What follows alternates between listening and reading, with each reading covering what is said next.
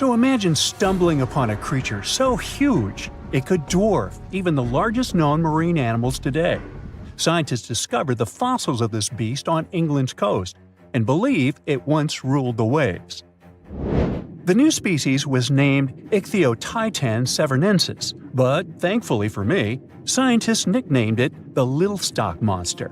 Its estimated lengths range from 72 to 85 feet long, almost as big as a blue whale. Megalodon can't even compare to this. It was only about 60 feet long. And what's crazy is that this fossil we found wasn't even an adult, so who knows what their actual size was. The first piece of the Lilstock Monster was discovered in 2016 in the Westbury Formation. Researchers found a 3-foot-long jaw part that belonged to an unknown species. For years, this single fragment had been driving them crazy because they had no idea what that animal was. Then, in 2020, a miracle happened, of sorts. A father with his 11-year-old daughter found the second piece of fossil on a beach. This discovery led to more findings. Finally, in 2022, the last piece of the literal jaw puzzle was found, buried along the Somerset coast. This Leviathan belonged to the Shastosaurid family. Both the Lilstock Monster and other Shastosaurids had one ancestor, so all the species in this family are super similar to each other. For example, all of them were the largest marine reptiles ever to exist. Although our Lilstock Monster is much larger, most Shastosaurids could grow up to only 69 feet long, and it's possible that the Lilstock Monster, when fully grown, would reach up to 100 feet or even more. Both of their bodies were just perfect for cruising the ancient seas. These marine titans were elegant and slender, with an elongated snout. Other marine animals at the time were smaller and looked more like dolphins. Shastosaurids had long paddle-like limbs adapted for efficient swimming. Their skulls show large eye sockets, which means they had excellent vision. If you were in the ocean, no matter what time it was or where you were hiding, they could spot you. They were also incredibly fast and could dive to great depths. Of course, all these things made them the most terrifying predators. They ate pretty much everything, including fish and squid, and you if you were there. They probably captured their prey like whales, opened their huge mouths, and literally sucked the fish in. What made the Lilstock Monster especially scary is that it wins in the jaw competition. For other Shastosaurids, their jaws were a bit weaker, so they hunted smaller fish, kind of like today's orcas. They required vast amounts of food. This shows us that the Earth's Triassic oceans had rich, productive food webs. But the Lilstock Monster has this unique feature. It could open its jaw almost 90 degrees upwards. It also had tons of powerful muscles around. Its jaws were horrifyingly strong. So while others were hunting some squids, the Lilstock Monster probably hunted large fish and even other marine reptiles. Fossils of Shastosaurids have been found everywhere in the world, from North America to Asia. This means that these creatures dominated and terrorized the oceans for millions of years, although even they weren't completely safe from scavengers. And that's exactly why we struggle to find these fossils now. Scavengers didn't leave any remnants of them. So, while we have some fossils of this marine family, they mostly remain a mystery for us. They lived in the oceans about 200 million years ago, in the late Triassic period. The Earth looked completely different back then. All continents were united in one Pangaea, a huge landmass. Some parts of this supercontinent were covered with lush conifer forests, while others were dry deserts and open prairies. It was before the famous Jurassic period, but there were already first pterosaurs and amphibians. It seems like those monsters were crazy resilient. The Triassic period was super unstable, but they survived through many changes in the environment. Well, until the last one. The Triassic extinction came out of nowhere. It was one of the Earth's Big Five extinction events. It wiped out almost all species on the planet, including these leviathans. It's still not clear what happened exactly, but it looks like there was a huge tectonic activity. Volcanoes in the oceans were going crazy back then.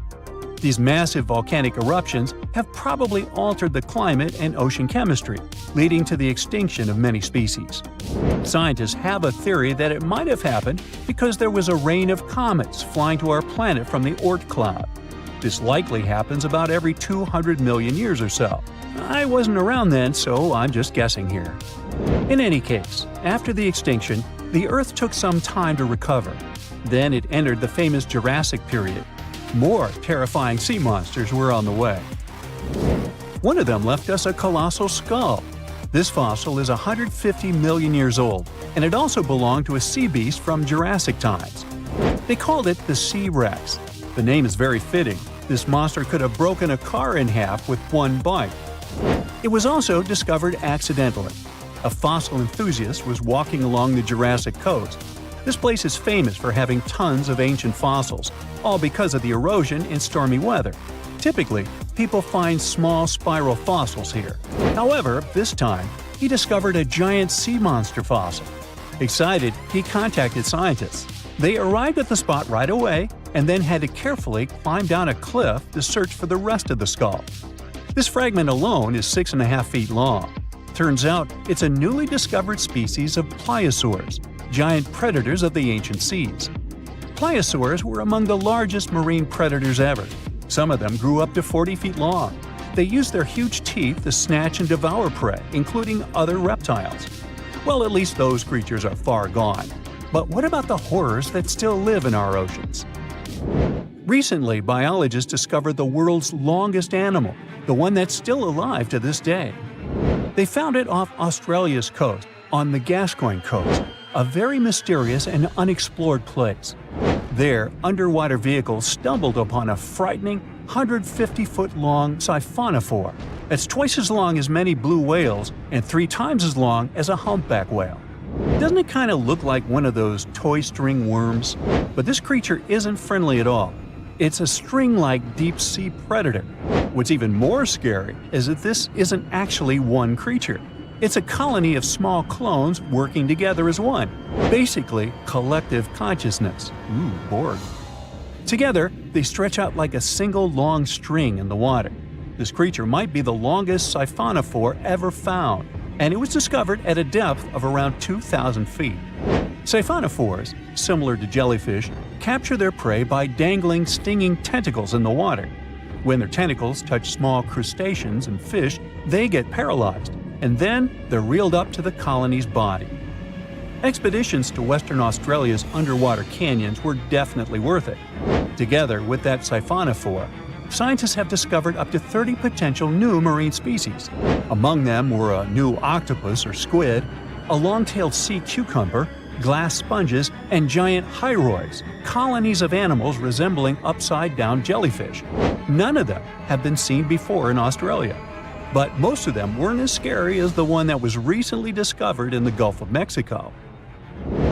This creature is straight out of a sci-fi thriller, a 26-foot-long mangapinna squid or bigfin squid.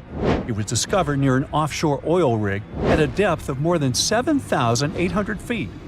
It has incredibly long elastic tentacles, which can be 15 to 20 times longer than its body. It holds them at right angles to its body, making it look even creepier, almost as if it has elbows. And yes, it's another deep-sea predator. These 10 tentacles probably help the squid trap their prey and drag it onto the seafloor. We barely know anything about this extraterrestrial-looking creature because they're very hard to find and study. And if you think their tentacles are awful, just check out these creatures with 20 arms. This thing looks like a facehugger. This new species is lurking in the frozen depths of Antarctica. Experts were searching for cryptic sea animals known as Promachocrinis, or Antarctic feather stars. They're kind of similar to starfish and sea cucumbers, but have an otherworldly appearance and can live up to 6,500 feet below the surface. It's called the Antarctic strawberry feather star. Despite its pretty name, its appearance is anything but cute. It has a bizarre strawberry-like body from which 20 spindly arms branch off. Its coloring ranges from purple to dark reddish, and the arms all have different lengths and thickness. Who knows how many more of such scary creatures we'll discover in the future? Most of the ocean is still shrouded in mystery, whether we're talking about dark corners or creatures that are hiding in the depths. But sometimes, it gives us a peek into scary things it hides in its cold, dark depths. Like when you hear on the news that there are some deep-sea creatures washed ashore after a powerful storm once again. Some just look weird, while others are real monsters that live at depths of more than 3,300 feet. The coldest and deepest parts of the ocean have created one specific phenomenon called gigantism.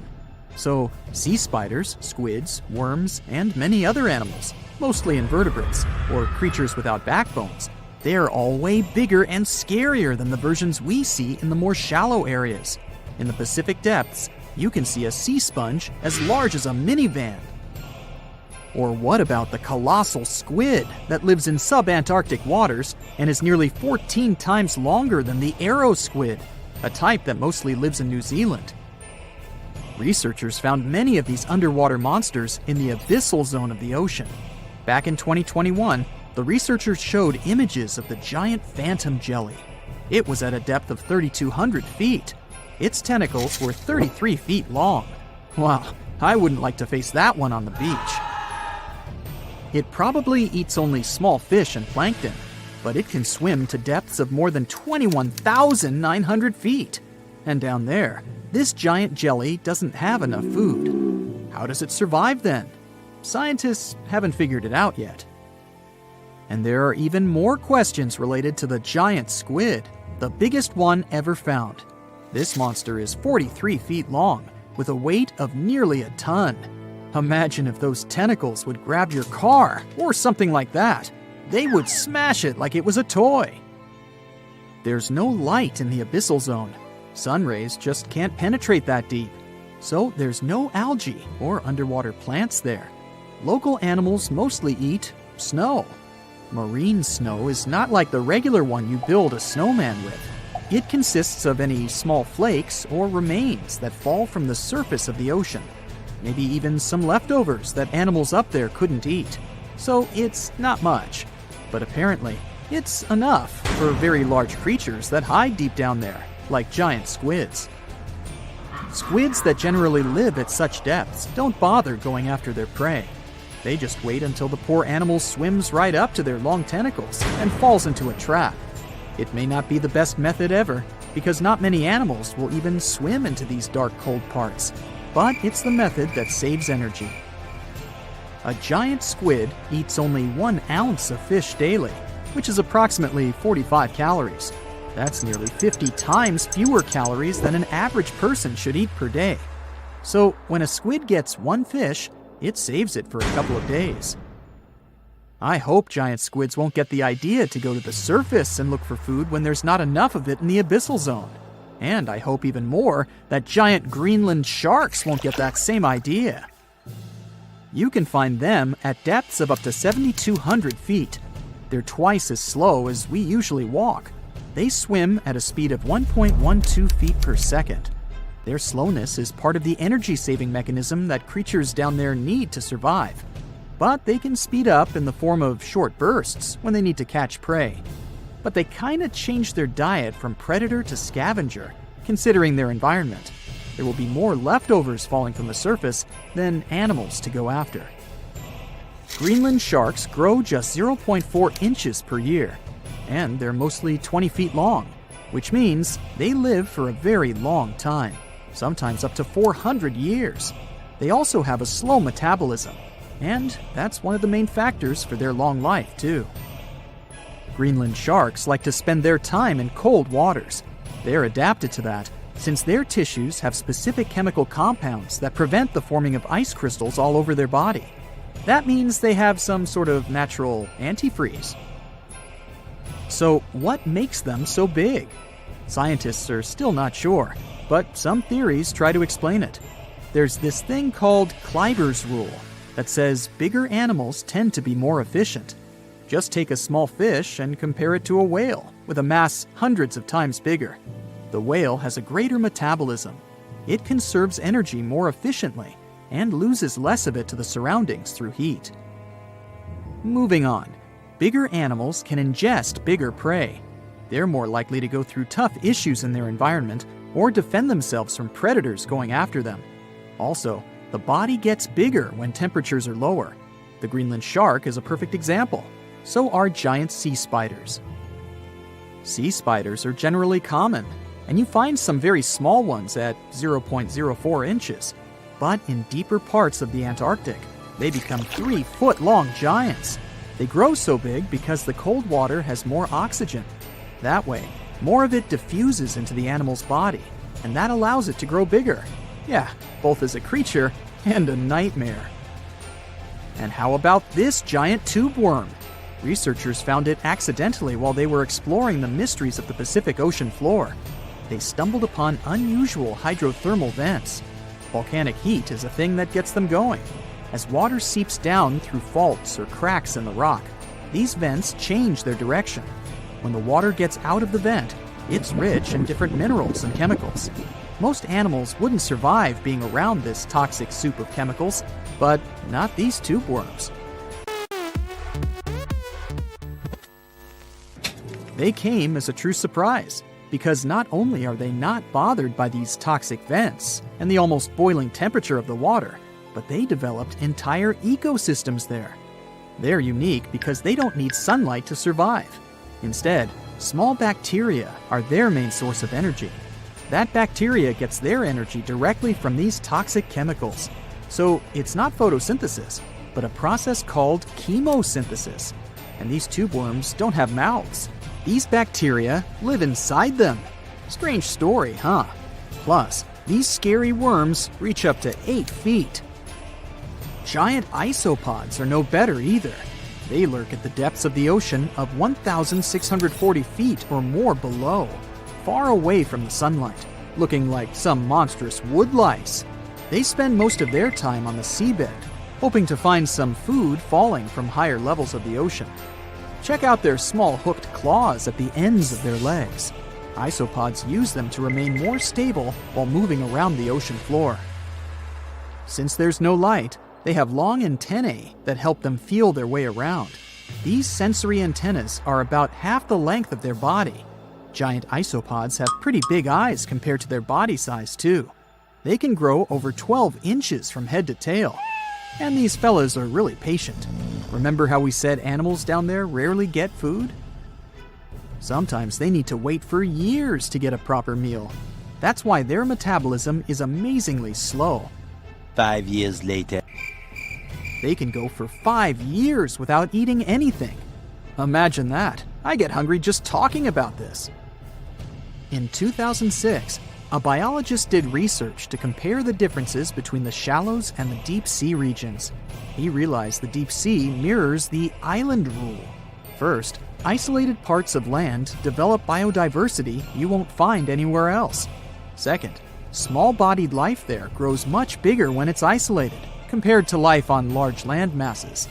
Resources are limited, but also competition and predators. And we don't know much about these deep-sea creatures. It's too expensive and too complicated to carry out such research. So we'll just wait for more raging storms to show us at least part of the monstrous world cold ocean depths hide.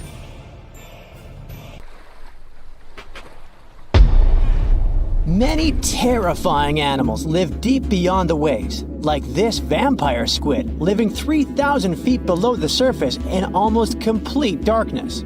This animal has a cloak, like a vampire's. That's why it's called the vampire squid. Deep down at the bottom, it can't use ink to defend itself. So this animal has developed an unusual tactic. It glows slightly to scare away predators. If this tactic fails, the vampire squid can turn its body inside out, revealing tiny spikes. When you translate its scientific name, Vampiroteuthis infernalis, it literally means vampire squid from the nether. Despite its terrifying looks, it's a harmless ocean animal. This previous creature was not from space, but this object definitely is. Before Elon Musk found a way to reuse rockets, NASA would simply drop old ones after launching astronauts into space, most of the time in the ocean or deserts. In 2012, Jeff Bezos launched a mission to find the Apollo 11 rocket. They found it by using sonar, but it was in terrible condition. It was sitting on the bottom of the ocean, not far from the predicted site. They were able to rescue the engine and reconstruct 2 of them. The most famous lost city is Atlantis, but sadly, we still haven't discovered it. However, Heraklion was also just a myth until one British pilot saw something that looked like a city while flying over the Mediterranean Sea. He reported it, and 60 years later, a group of divers went there. They were shocked when they found an entire city underwater. It was loaded with artifacts that could tell us a lot about the history of the place. Now it's one of the best underwater archaeological sites in the world. It's believed that the rising sea caused the whole city to go underwater. The Titanic sank in 1912. The wreck was claimed to be officially discovered 74 years later. In reality, though, a fisherman found the Titanic 8 years earlier while fishing in the Atlantic Ocean. He was pulling out his net when he spotted a head stuck in it. Luckily, it was just a doll's head. Years later, after the fisher had passed away, his son sold the doll to a doll collector. She did a lot of digging and research on every person who had a porcelain toy on the Titanic. She found the owner of the doll. Ava Hart was on the Titanic and had a doll with her. Ava survived the catastrophe by a miracle, but her toy didn't. Hart even wrote about the doll in her journal, and every detail matched the toy found by the fisherman. The tripod fish lives deep in the abyssal zone, around 20,000 feet below the surface. It's adapted to such immense depths and uses its tripod fins to stay still on the bottom. This creature doesn't have big eyes, but even if it did, these eyes would be useless in the darkness. Instead, the tripod fish uses its fins like antennas to detect any movement in the water. This creature doesn't have much luck when it comes to its love life, so it had to develop unique tactics to reproduce. One fish can be both male and female. The next bizarre creature is the lizardfish. It has tons of razor-sharp teeth, a huge mouth, and really big eyes, which it uses for hunting. All this makes the animal look freaky. The lizardfish lives at depths of around 11,000 feet in the midnight zone, where there is zero light. This freak of nature basically eats everything it can fit inside its mouth, from small fish to other lizardfish. On the other hand, when they see other reptile fish, they probably fall in love instead, because finding mates at those depths is not an easy task. Like the tripod fish, the lizardfish can be both male and female at the same time.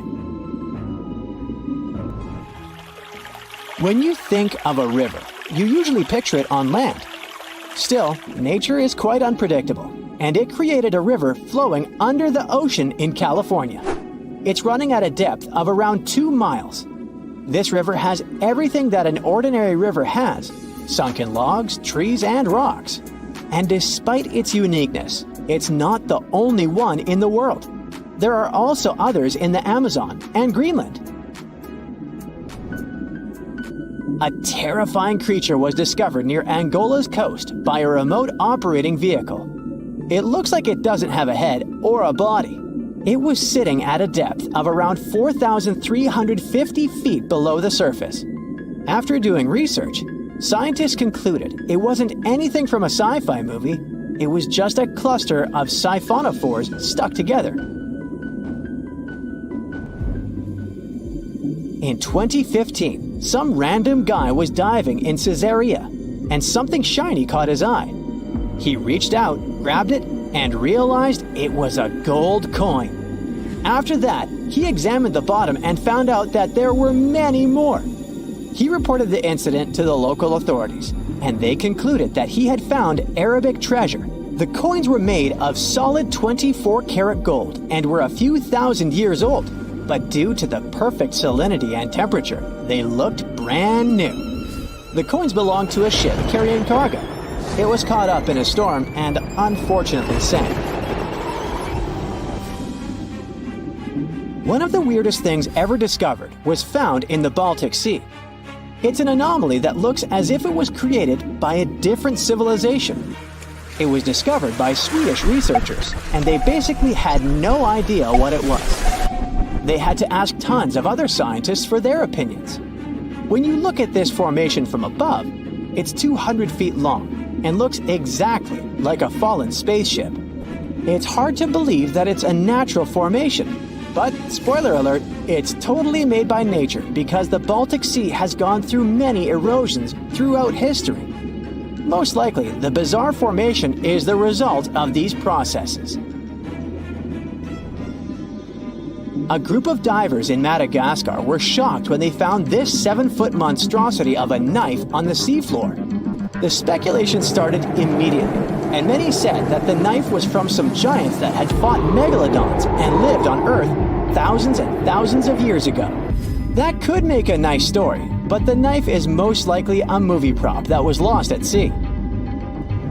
One of the ocean's most bizarre animals is the frilled shark. It's believed that this fish is the reason for all those sea serpent stories that sea explorers of the past wrote about.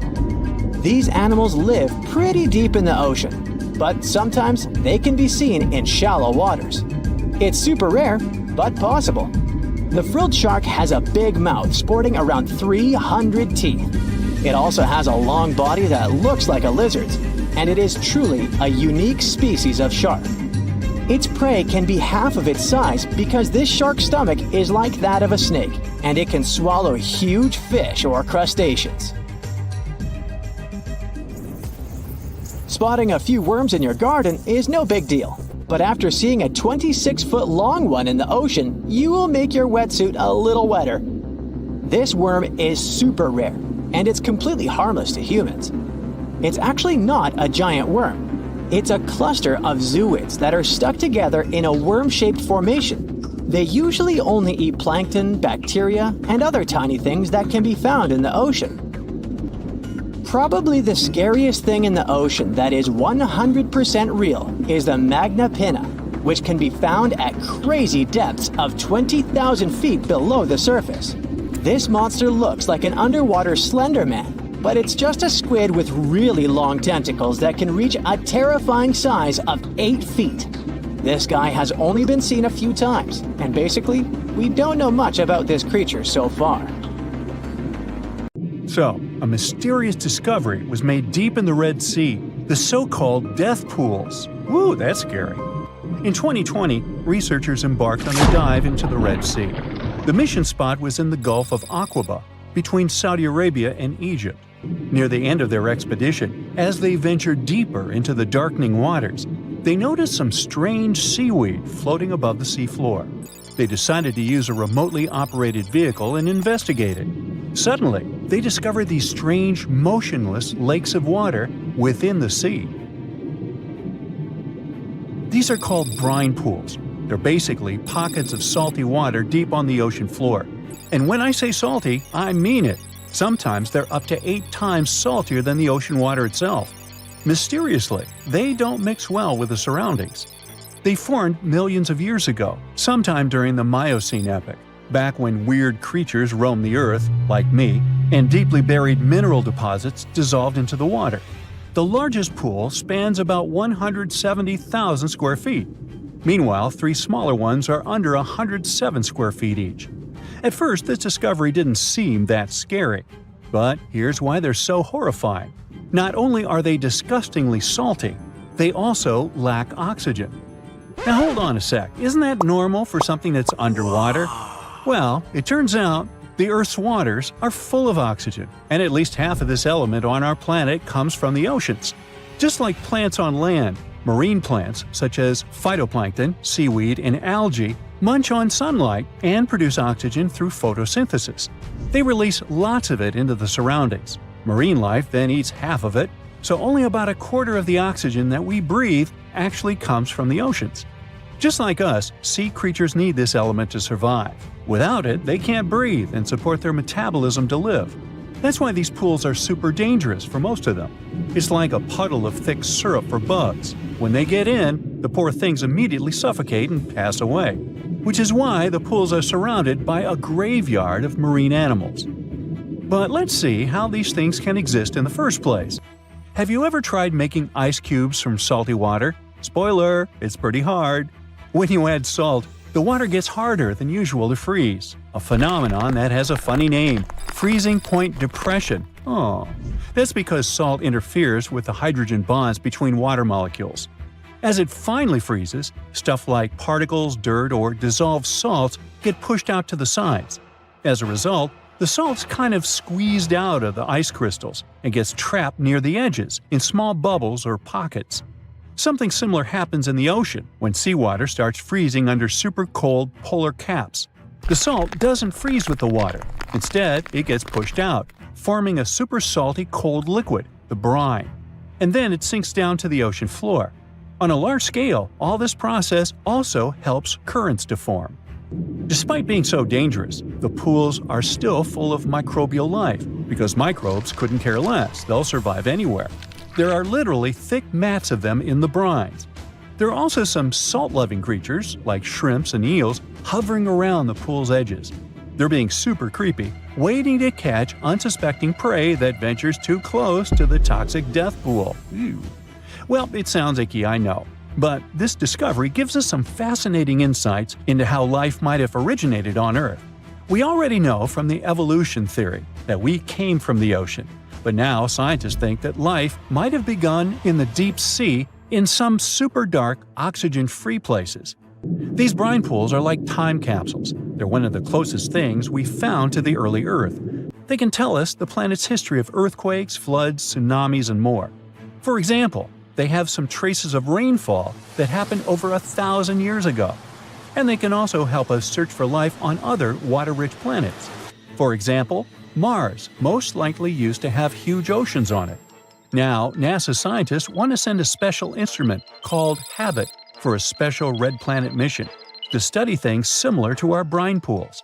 This will tell us more about how life appears and survives in the universe. There is lots of unexplored fascinating stuff like this in the Red Sea. That's why scientists conducted the so-called Decade Expedition and spent around 5 months exploring the place. This expedition was launched by the National Center for Wildlife. They made so many remarkable discoveries that now we've got 77 new research papers. For example, they found over 10 blue holes, incredible underwater sinkholes that host unique ecosystems. They also learned that dolphins can use those blue holes to protect their young from predators. Scientists also found traces of great white sharks, a creepy community of deep-sea lanternfish living in low oxygen conditions, and even a new coral species. It's the most resilient deep-sea corals that also vibe just fine without oxygen, like microbes we mentioned. Speaking of which, research also showed us some new ancient thermal vents and large blobs of microbial formations near Farasand Island. Now, can you believe that with all that, we only explored 5% of the ocean? It's divided into several layers based on depth. Each layer becomes darker and more isolated from sunlight as we go deeper. The places that no sunlight can reach are terrifying. Now, the fun, cute layer with dolphins and turtles is called the epipelagic or sunlight zone. It's so tiny, but even this layer is about 650 feet deep. Then we have the mesopelagic or twilight zone. It's the layer of mysterious octopus, shark, and other loners which extend to about 3,000 feet down. And then the horrors begin after this one. We encounter the bathypelagic or midnight zone. It extends to 13,000 feet below the surface, about a half of Everest above you. Here we have the famous poor blobfish, squids, and anglerfish. Below it is the abyssal zone. It extends to about 20,000 feet deep. Since there's not much sunlight or oxygen, as we mentioned, most creatures here are quite small, like tube worms and shrimp. The darkness continues until we arrive at the scariest place of the planet, the place full of trenches formed by tectonic plate movements, the Hadal Zone. It's named after Hades, the deity of the underworld in Greek mythology. Just like Hades' realm is dark, remote, and guarded, the Hadal Zone is the deepest and most depressing part of the ocean. It starts at depths of around 20,000 feet and can go down to 36,000 feet and more. The famous Mariana Trench also belongs to this zone. Only 3 people in history have ever explored these depths in person, making it one of the least explored and most mysterious places on our planet. However, despite crazy high pressure, near freezing temperatures, and complete darkness, there are still things who manage to survive here. guys like amphipods, which are critters who feed on dead material sinking from above, and the hadal snailfish, which lives as deep as 27,000 feet. So scientists used to assume that if there's no sunlight, there wouldn't be that much oxygen around. But one day, a research team decided to measure the levels of oxygen in one of those deep zones. Surprisingly, the levels were super high. They checked the equipment thinking that it was malfunctioning, but nope, all the sensors showed the same thing. Turns out the oxygen was somehow generated by rocks. These small potato-sized rocks on the seafloor are called polymetallic nodules. They're rich in metals like copper, nickel, and cobalt, and they're basically like small batteries. When you put a battery in salt water, it can produce bubbles of gas, a process called electrolysis. In the same way, these rocks create tiny electric currents, which are powerful enough to produce the same gases, splitting water molecules into hydrogen and oxygen. It's the first time we saw oxygen being produced by some non-living minerals. This is what scientists now call dark oxygen. It turned out that about half of large marine species, or megafauna, were living just on dark oxygen alone. All these discoveries are reshaping our understanding of where and how life could evolve. It means that we might be able to find life on other planets or satellites with low oxygen conditions, like Enceladus and Europa, the moons of Jupiter and Saturn, and they have large bodies of frozen water on them. Wow! So you're swimming 2 miles down at the bottom of the ocean. Don't ask me how, just play along. It's cold and the pressure is intense. No fish in sight. Then you notice a green shiny thing. It's a cookie cutter shark. Its neck glows in the dark to attract fish and other delicious treats. The shark doesn't look like much. It's small, about the size of a cat. It has brown skin and large green eyes. But looks can be deceiving. Every night, this creature rises to the surface and goes after great white sharks, whales, even swordfish. If you look closely, you'll see a round mouth with a bunch of sharp teeth in it. They don't just bite, they work kind of like a saw. This one's called a cookie cutter shark because when it sees something delicious, it takes a cookie-shaped bite out of it. These sharks have even been known to disable submarines. Wonder what flavor they are. Our next shark is about the length of a car. Only about 100 of these sharks have ever been seen, but if you met one, you'd never forget it. It has a big mouth, a huge mouth, a mega mouth, like me. It's the mega mouth shark. You could easily fit in it if you curled yourself up. They're not dangerous though, not to humans. They feed by swimming around with their mouths open, filtering out plankton and other underwater goodies. The shark has special organs in its mouth that glow, attracting little crustaceans. It swims deep in the ocean in total darkness. Probably has a great smile though. Thresher sharks also have a huge body part, the tail. It's almost half the length of the shark itself, and it looks like a helicopter blade. It's one of the few animals that hunts using its tail. The shark sneaks up on a school of fish and starts to shake its moneymaker. This freaks out some of the fish, which is exactly the plan. In a pinch, it can also use its tail to defend itself. The best thing about this shark, it doesn't attack people. The angel shark. There are quite a few types of angel shark out there, but they're more shark than angel. They're flat like stingrays, and their skin is covered with patterns that help them blend in with the seafloor. Because of this disguise, divers sometimes accidentally touch them, which isn't the best idea. They're fast and have powerful jaws. Still, they prefer the taste of small fish to you. The horn shark has 2 ridges that look like horns right above its eyes. It's definitely the grandpa of the shark world. Not aggressive, swims pretty slowly, and is up late almost every night. Its 2 favorite meals, sea urchins and crustaceans. It moves its fin on the seafloor almost as if it had paws. But don't underestimate this guy. It has one of the strongest bites of any shark. It needs those strong teeth to crush the shells of its late-night meals. And if something tries to attack it, watch out. Horn sharks have sharp spikes on their fins. The award for the ugliest shark goes to the goblin shark, and it's not even close. From the outside, it already looks kinda weird. and is about the size of a pink underwater motorbike. It has a long tail and a seriously long nose. It lives way down in the depths of the ocean and loves to eat squid. It's not as fast as its relatives, but it's way more sneaky. It has a secret squid catching technique which is totally wild. The shark swims behind the squid. It's catching up, getting closer and closer, but the squid isn't slowing down, no way. It looks like the poor goblin shark won't have any lunch today. Then it opens its mouth. Its jaw is attached to folds of skin that mean it can literally throw its jaw out of its mouth. And it's a shark, so those teeth are sharp. That extra reach helps it grab its lunch, and when the meal's over, it pops its jaw back in its mouth. These sharks have been seen many times off the coast of Japan.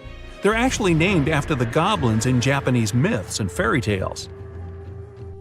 There's only one thing out there cooler than a ninja shark. It's the ninja lantern shark. Imagine there's a tube you can slide down that takes you to the bottom of the ocean.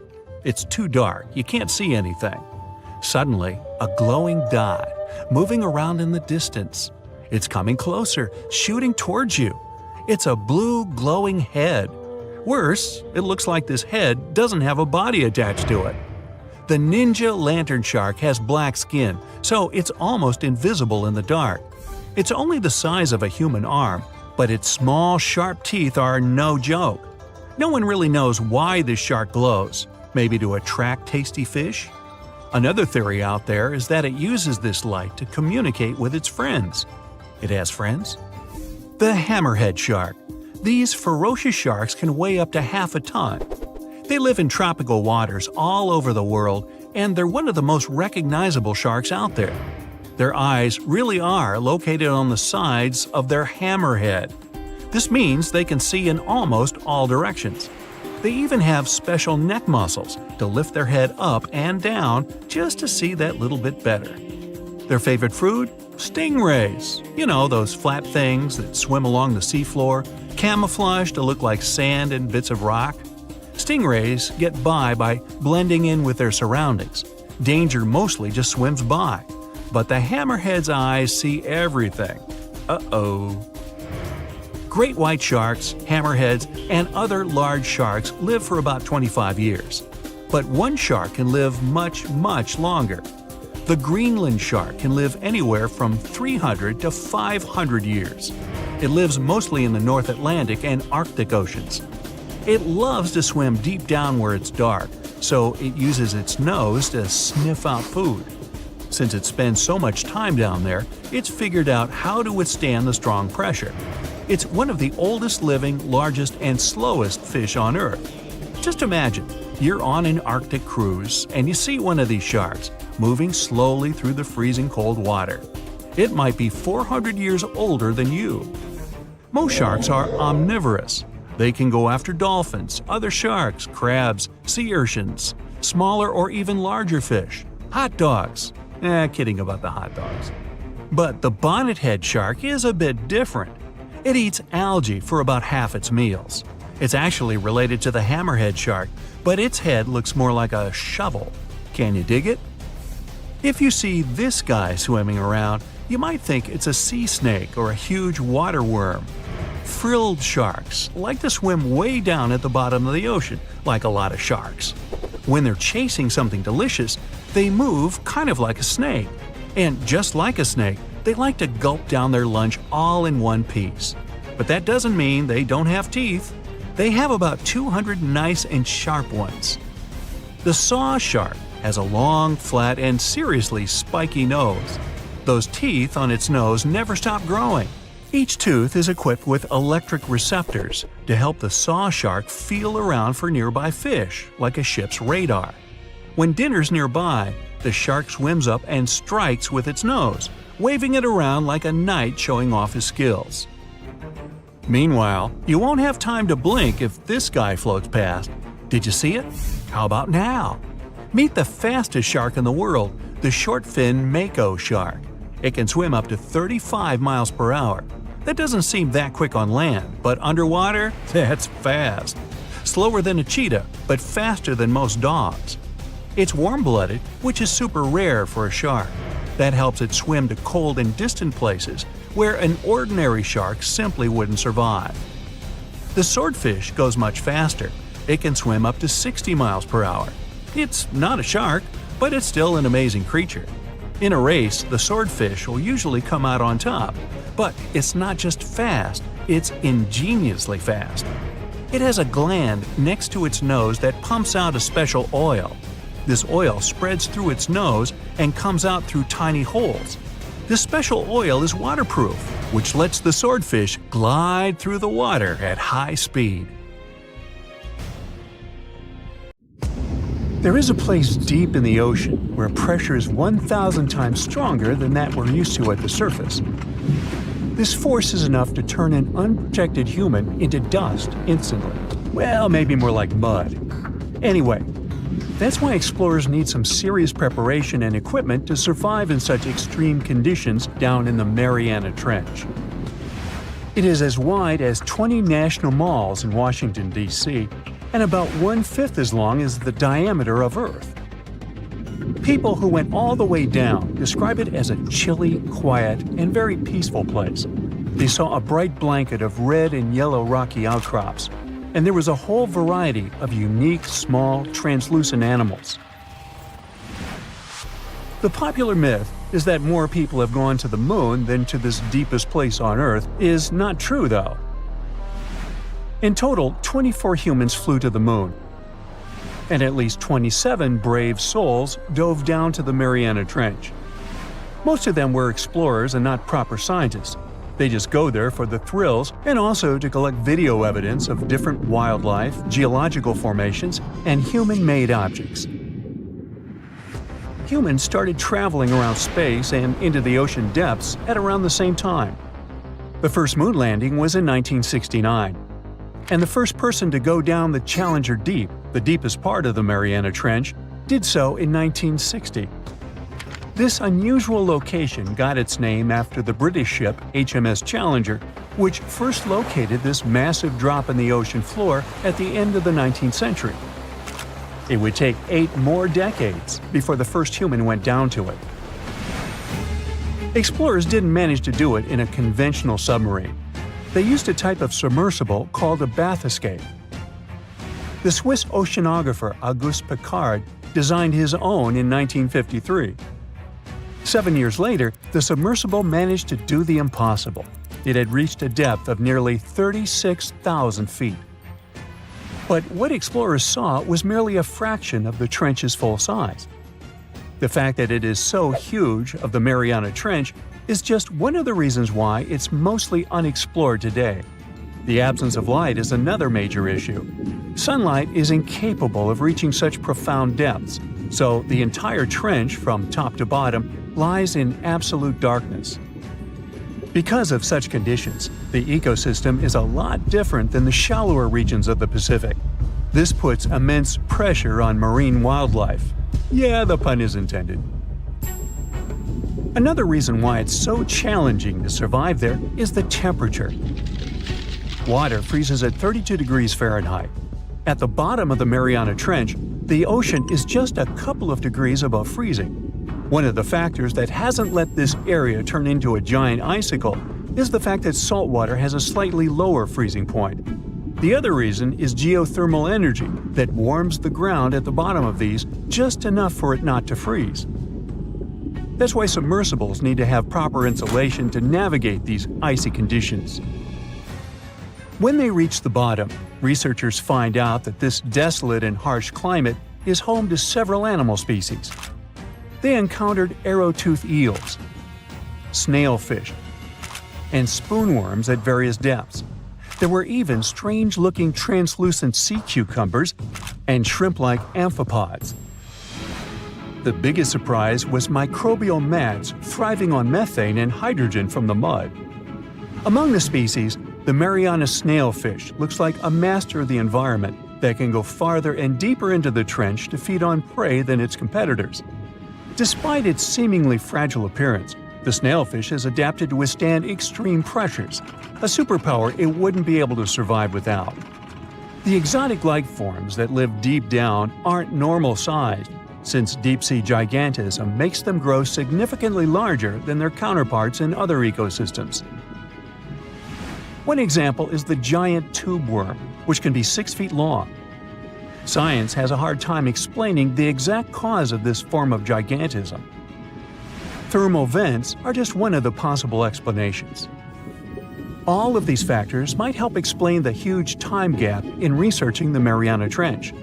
The first successful dive after the 1960 expedition came only in 2012. That's when the famous Canadian film director James Cameron went down in the Deep-Sea Challenger.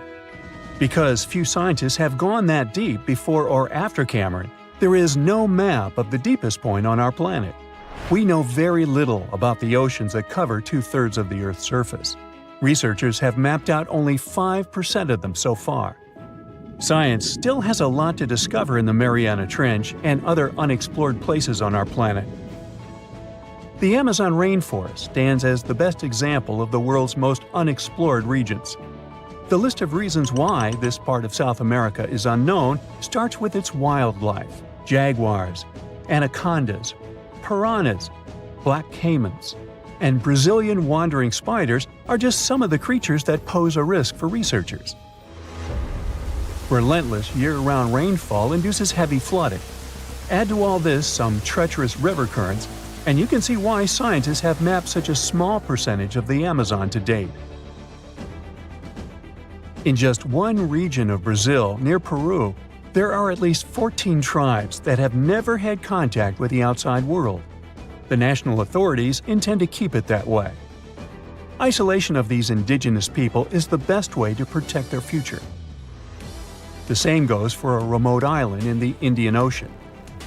After the tragic tsunami of 2004, helicopters flew over North Sentinel Island to make sure its inhabitants were alive and well. Meanwhile, the Sentinelese weren't thrilled. They took up bows and arrows to drive away the unwanted visitors. This tribe is one of the last uncontacted tribes on Earth. Although anthropologists and filmmakers visited the island in the late 1960s, we still don't know much about its indigenous population. It sits a long way off any shipping lanes in the Bay of Bengal. North Sentinel has no natural harbor, and it's surrounded by a shallow reef. This makes access to the island possible only by boat. The Indian officials who lay claim to the island have prohibited outsiders from visiting the island for safety reasons. The estimates on how many people inhabit the island vary significantly, from as few as 15 to as many as 500. The island is not tiny. It's about 5 times as big as London's Heathrow Airport. Apart from occasional contact during the past 2 centuries, the Sentinelese must have been isolated for a long time. They are related to other indigenous groups in the Andaman Islands, but their neighbors cannot understand a word of their language. The continent of Antarctica has no permanent human settlements at all. The only people who periodically live there are international scientists. This vast expanse of ice and snow, roughly the size of the United States and Mexico combined, still has many regions where humans haven't set foot. Satellite imagery and photos that NASA's aircraft made from the air have mapped out the entire continent. So we know where to go, but it's not that easy. The reason for this are all the adjectives that go with Antarctica. It is the coldest, windiest, driest, and brightest of the 7 continents. This makes it virtually unlivable. More than 99% of its surface is covered with a permanent sheet of ice. Its thickness ranges from 1 mile to as many as 3 miles in some places. That's half the height of Mount Everest. Now, the Himalayan range contains the world's tallest unclimbed mountain. It is also the tallest mountain in Bhutan. In the local language, the mountain's name translates as White Peak of the 3 Spiritual Brothers.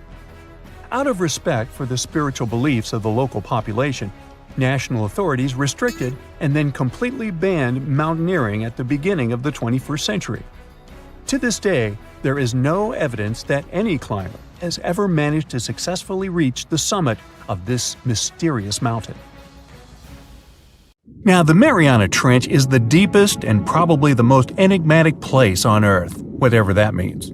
Bizarre creatures such as deep-sea anglerfish, frilled and goblin sharks, barrel-eyed fish, hatchetfish, live in a crescent-shaped trench in the western Pacific. Just 3 people have ever descended down the Challenger Deep in the southern end of the Mariana Trench. There, at a depth of almost 11,000 feet, vents are bubbling up carbon dioxide and liquid sulfur. Mud volcanoes erupt under the pressure 1,000 times greater than at the surface. And so, it's no place I want to go, so bye! Get back in there. Alright, since you clicked, yeah, you're about to visit places no less mysterious and creepy than the Mariana Trench. Your first stop is Mexico, the Yucatan Peninsula to be precise. See those bottomless sinkholes filled with crystal clear water? It's fresh water that overlies salt water seeping from the sea. The sinkholes are called cenotes. The Mayans believe these natural wells were the gateways to the underworld. Thousands of cenotes, created by collapsed limestone bedrock, form one of the world's longest underwater cave systems. You can easily get lost in this tangled, mysterious network. Now it's time to visit the Caribbean. There, you'll get to a depth of almost 8,000 feet to see the Von Dam vent field. The hydrothermal vents fire out streams of muddy, scalding water with a temperature reaching 400 degrees Fahrenheit. That's almost enough to bake a pizza.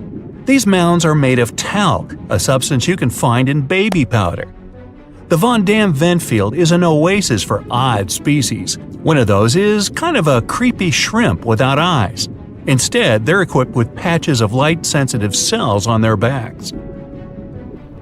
Now, you don't have to travel far away. The next enigma on your list is also in the Caribbean.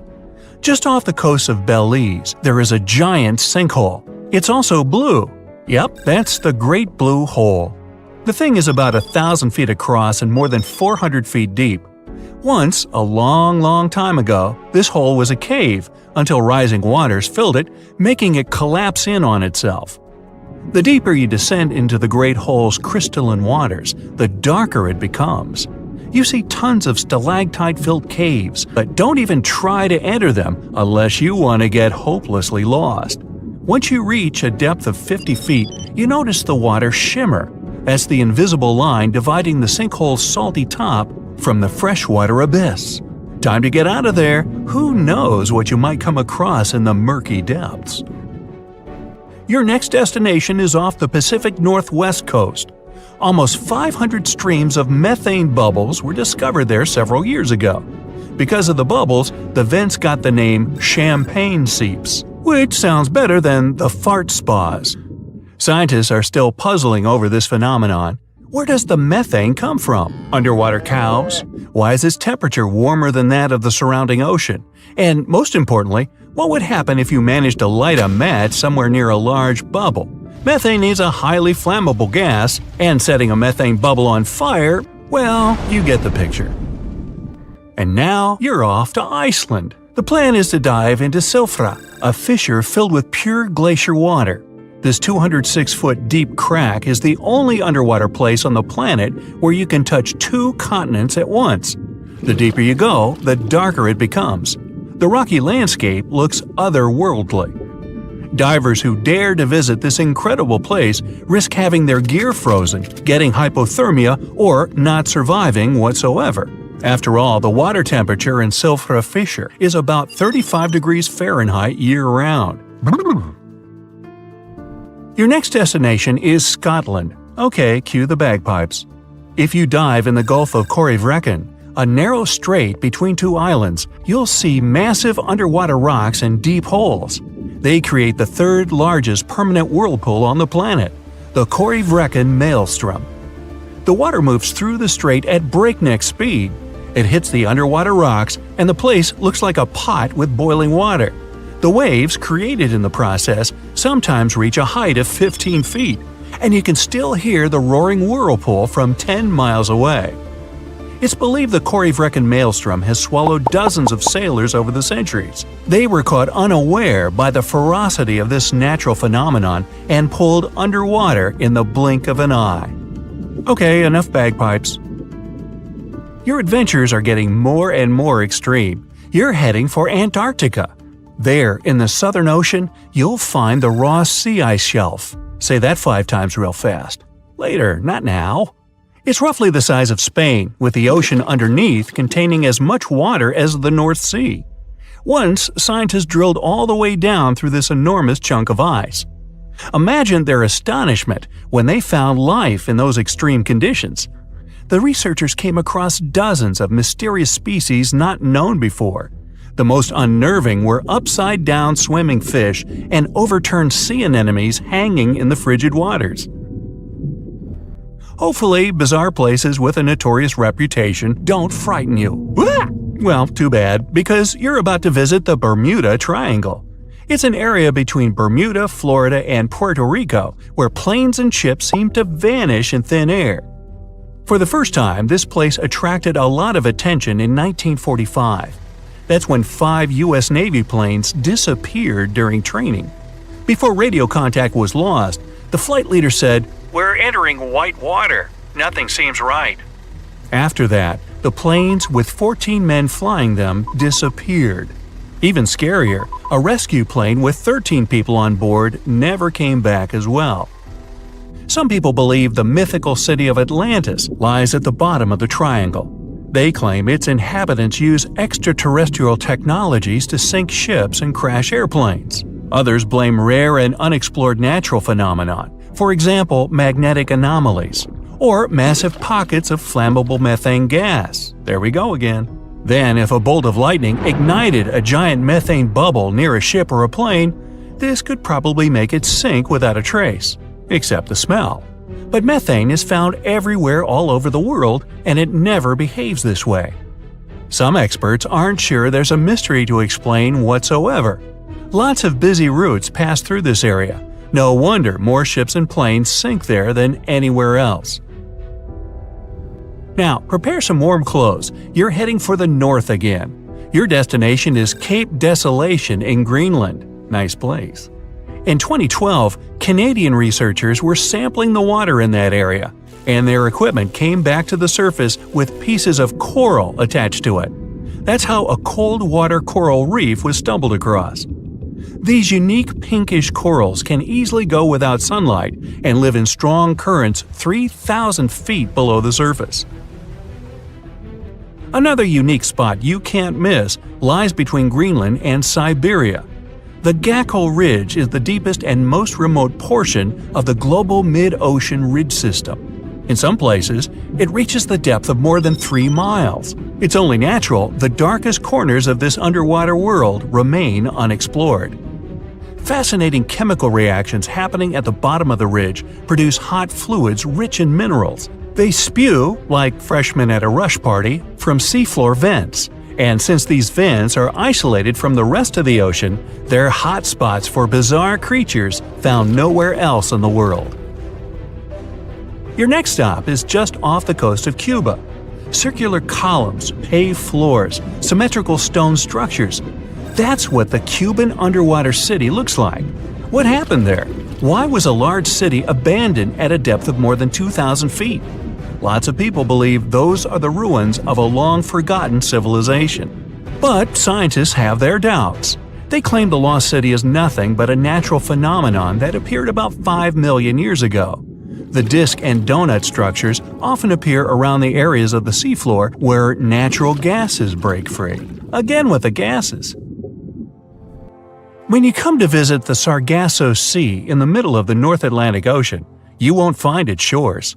Instead, it's surrounded by powerful ocean currents. These are the same currents that turn the sea into a gigantic convention for dense brown seaweed. In the 19th century, a French ship was discovered in the Sargasso Sea. Its sails were set, but not a single crew member was on board. This mysterious disappearance made people believe the seaweed was carnivorous. The Sargasso Sea is indeed a weird place. It's always eerily calm and unnaturally warm, even though it's surrounded by the churning, freezing waters of the Atlantic Ocean. Could one of these bizarre places become a home to the largest marine predator ever, the Megalodon? The giant shark's teeth, some larger than an adult man's hand, have been found pretty much all over the world. But since these creatures preferred warm, shallow waters, they lived along the coastlines of all continents except Antarctica. In other words, it'd be a waste of time to search for the giant predator in the depths of the Mariana Trench, in Greenland, or in Mexican cenotes. But then, could it choose the waters of the Caribbean to hide from the hustle and bustle of the modern world? Don't get your hopes up. There's been no proof the Megalodon does exist these days. It wasn't a shy, elusive animal, and still, no one has seen this shark lurking around recently. Not even near the fart spas. The stonefish.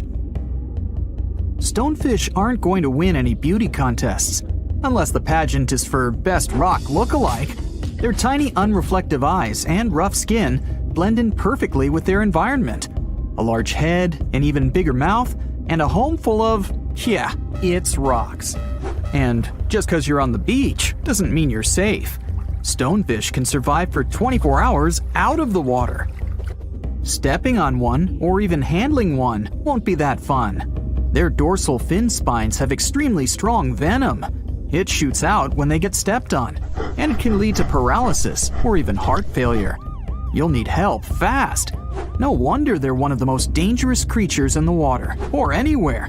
Be careful when scrambling around rocky areas. They love to play hide and seek. The deep-sea dragonfish. If there were a prize for the most hideous fish in the ocean, the deep-sea dragonfish would win. With slimy, scaleless skin, massive teeth, and a face only a mother could love, this bad boy of the sea is nothing to mess with. It likes to swim between 700 feet and 6,000 feet below the surface of the ocean, where the waters are the darkest and coldest. Along with some other creatures on this list, the deep-sea dragonfish relies on its bioluminescent body parts to catch prey.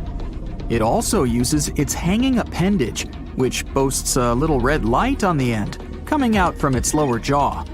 Many fish mistake this little light for prey, luring them right into the jaws of the deep-sea dragonfish. Very clever dragonfish. Very clever indeed. The fangtooth. The Mariana Trench is an underwater trench with a depth of 35,000 feet, nearly 7 miles below the ocean surface. Let that sink in. While scientists know the Mariana Trench exists, it's one of the least explored places on Earth. It's also the deepest area of Earth's oceans. And although many creatures down there probably haven't even been seen by humans yet, scientists have had the creepy pleasure of getting to know the fangtooth. The fangtooth fish shamelessly lives up to its name. Just look at that thing. The fangtooth is carnivorous and feeds on just about anything it can find that gets caught in its sharp-toothed mouth. These fish rely on their contact chemoreception to find prey. In other words, they can sense chemical residue that comes off of other living organisms in the deep sea. This is because they don't have any light-producing cells on their bodies, unlike many other deep-sea fish. On top of all that, it's pretty dark down there, so whatever crosses their path, they chomp on. While these guys look pretty scary, they're not a threat to humans. They only grow about 7 inches long. Even so, I wouldn't want to run into one of these things during a relaxing swim in the ocean. The Dunkleosteus. Strangely enough, this prehistoric fish, known as the T-Rex of the seas, had no teeth. Those were replaced with bony plates that allowed it to have the strongest bite among other monsters of its size. The goblin shark. If you thought the movies about sharks were scary, this next deep-sea creature will make you swear off going for dips in the ocean forever. However, it lives 3,000 feet underwater, so you'll never likely see it face to face. The goblin shark looks like a cross between a shark and a creature from your worst nightmare. These sharks boast a protruding sword-like snout with a jaw that juts out to match. Unlike other sharks that have more of a gray hue, this creepy thing looks not so pretty and pink. Aside from their scary demeanor, what do scientists really know about the goblin shark? Well, not much, except that they can grow up to 18 feet in length. Looks like there's still a lot to learn about these guys, if you dare to. By the way, did you know that sharks don't sleep? Many species have to keep water moving over their gills to get oxygen, so they can't fall into a deep sleep like we do. That's why they stay half awake during rest. Typically, sharks don't even close their eyes. The cookie cutter shark. This shark is a living horror, with lower teeth being big and sharp, while the upper ones are much smaller. When its teeth fall off, the shark eats them to maintain calcium levels. Pretty smart solution for a shark. The frilled shark. Studying the frilled shark is like looking through a portal back to prehistoric times. That's because scientists think that these eel-like sharks haven't changed much since their oldest ancestors roamed the deep sea waters, so they're sometimes referred to as living fossils. These sharks' mouths are filled with a terrifying 25 rows of backward-facing sharp teeth, 300 in total. They're designed to grasp prey and hold them tight so they can't get away, according to early studies of the shark conducted in 1884 and published in the Bulletin of the Essex Institute. Luckily for swimmers, the frilled sharks live between 390 feet and 4,200 feet below the ocean's surface, so they'll probably never run into them. Probably. This is probably the worst nightmare of any dentist. The northern stargazer. Take a look at this cutie. The northern stargazer is definitely not something you'd wish to see on the ocean floor. This horrid creature hides its body under the sand, leaving its face above to wait for prey. The tasseled wobbegong. Here's another carpet shark on our list. It lies low on the bottom of the sea and patiently waits for its prey to come by. The Australian ghost shark. The Australian ghost shark isn't really even a shark, but a very bony fish. It's also a living fossil. It hasn't changed within the last 400 million years. Believe it or not, sharks and humans have a common ancestor that lived around 440 million years ago. Even though we both evolved in our own way, there are still some signs of that connection. For example, the genome of an elephant shark is very similar to humans. The Leopleurodon. This list of terrifying creatures would be incomplete without mentioning the terrifying and prehistoric Leopleurodon. This carnivorous marine reptile existed during the Colovian stage of the Middle Jurassic era and ruled the waters at 9 feet in length. Scientists believe Leopleurodon thrived in this deep-sea trench because of its ability to swim long distances and its 4 paddle-like limbs. While they probably weren't able to propel themselves toward prey like other animals of the area, they did manage to accelerate and attack very ruthlessly and efficiently. Additionally, they relied on their long snouts to smell prey, which leads scientists to believe they didn't rely on sight for hunting. This means they could have thrived in the dark Mariana Trench. Around 150 million years ago, Leopleurodon became extinct due to competition for prey against other thriving marine reptiles. And I think I speak for all of us when I say, thank goodness for that. Considering that scientists have only explored 5% of the ocean floor and found some of the scariest sea creatures imaginable, one can only dream of what other animals reside in the deep sea waters. Perhaps it's best to keep them in your imagination. Am I right? The megamouth shark. This shark is a filter feeder, and it's friendly to humans, although its huge mouth can look quite threatening. Like basking sharks, it swims with its mouth constantly wide open, as if it were on Twitter. The gulper eel. This deep-sea eel has an easily distended belly that allows it to swallow prey twice its size in a single monstrous bite. They have very unusual jaw shapes and can reach about 2 to 3 feet in length. Do you see that large log near the ocean floor? Maybe it's part of an old ship. Treasure, gold, diamonds, I'm rich! Well, as you get closer, you notice something. It's swimming! It's not a shark or a dolphin, it's a saltwater crocodile! Now don't panic. If you bump into one of these reptiles in the sea, it's unlikely it'll think of you as food. Crocodiles have a special valve in their throat that stops them from drowning underwater. But that doesn't mean they can't bite. Usually, they're heading to a nearby island, and the quickest way there is to body surf. They can't really take the ferry, you know. Watching one from a distance should be okay. Just don't swim to shore right away. They love to ambush their lunch in shallow water. If there's one time I'd want to see a great white shark, it's when I'm diving with crocodiles. They'll gladly take a crocodile-sized nibble, given the right motivation. Want to high-five a sea creature? Well, put your hand up for the Tasmanian red handfish. This fish doesn't swim like a fish. It walks. It uses its flipper-like hands to stroll around on the ocean floor. These bottom walkers are disturbed by swimmers and boats a lot. Some people even want to take them home as pets. I think it's better to just give them a wave and swim on by. The vampire squid. Its species name is Vampiroteuthis infernalis, which translates to vampire squid from hell. Oh yes, this vampire squid means to terrify everyone with its name, its dark red color, its spikes at the bottom, and the scary fact that it can basically turn itself inside out. The vampire squid loves putting on a good show, but it's as harmless as a kitten is to humans.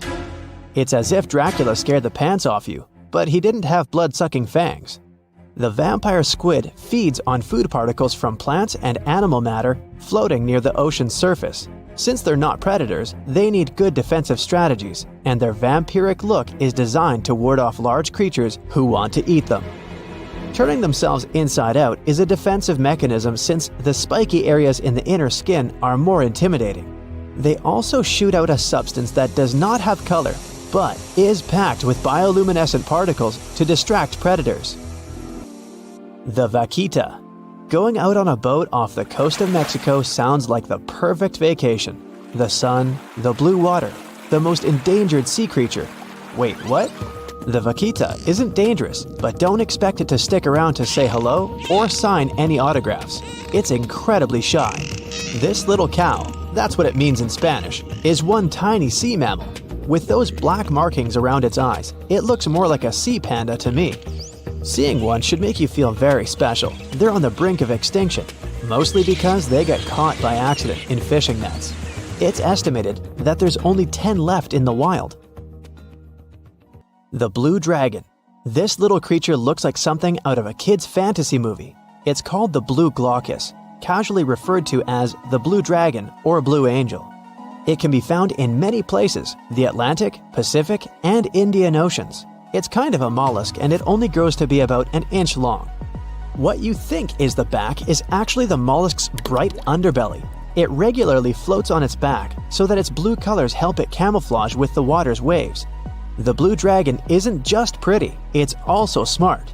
It usually feasts on Portuguese man-o'-wars, also known as Physalia physalis. The blue dragon stores their stinging cells for later use, in essence, stealing their defensive mechanisms. When the blue dragon is threatened, it releases those stinging cells it stored, directing them at an enemy to sting them with more power than the Portuguese man-o'-war would have been capable of. As they can store a huge amount of stinging cells, they can be a threat to humans. So, if you find one, don't pick it up. It's best to admire it from a distance. The barrel-eye fish. If you ever wanted to have Superman's X-ray vision, looking at the barrel-eye fish will make you feel like you gained that superpower at some point in your life without even realizing it. The barrel eye has a transparent head, so you can see how their eyes and brain look inside. This magnificent creature lives in the deep sea. This is the lowest level of the ocean, where strange creatures roam in near-freezing temperatures and constant darkness. They're exposed to water's pressure that's almost 1,000 times that of the surface.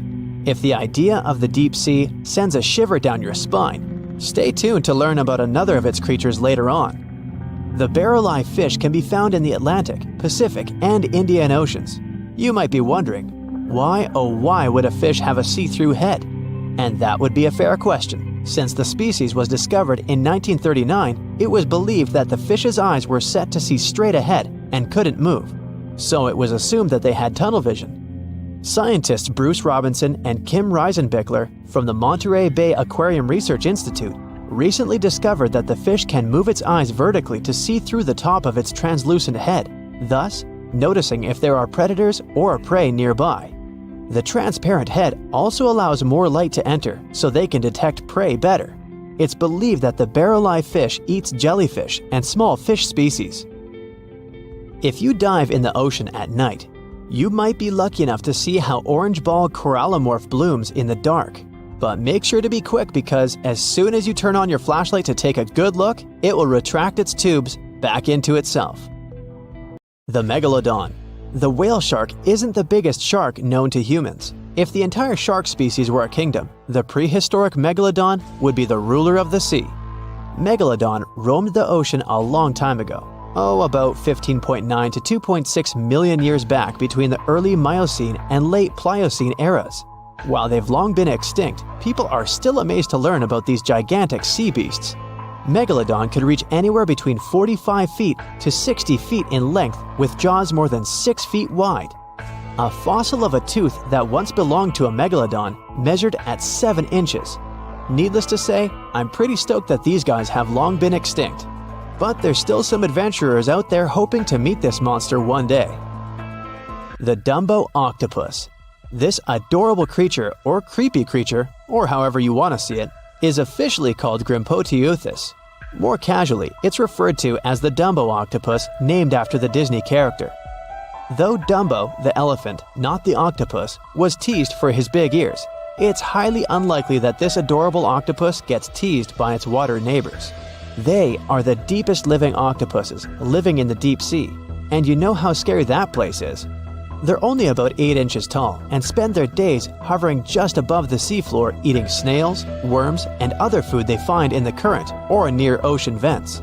There are nearly 17 species of Dumbo octopus, and they all have differences in height, color, and body parts.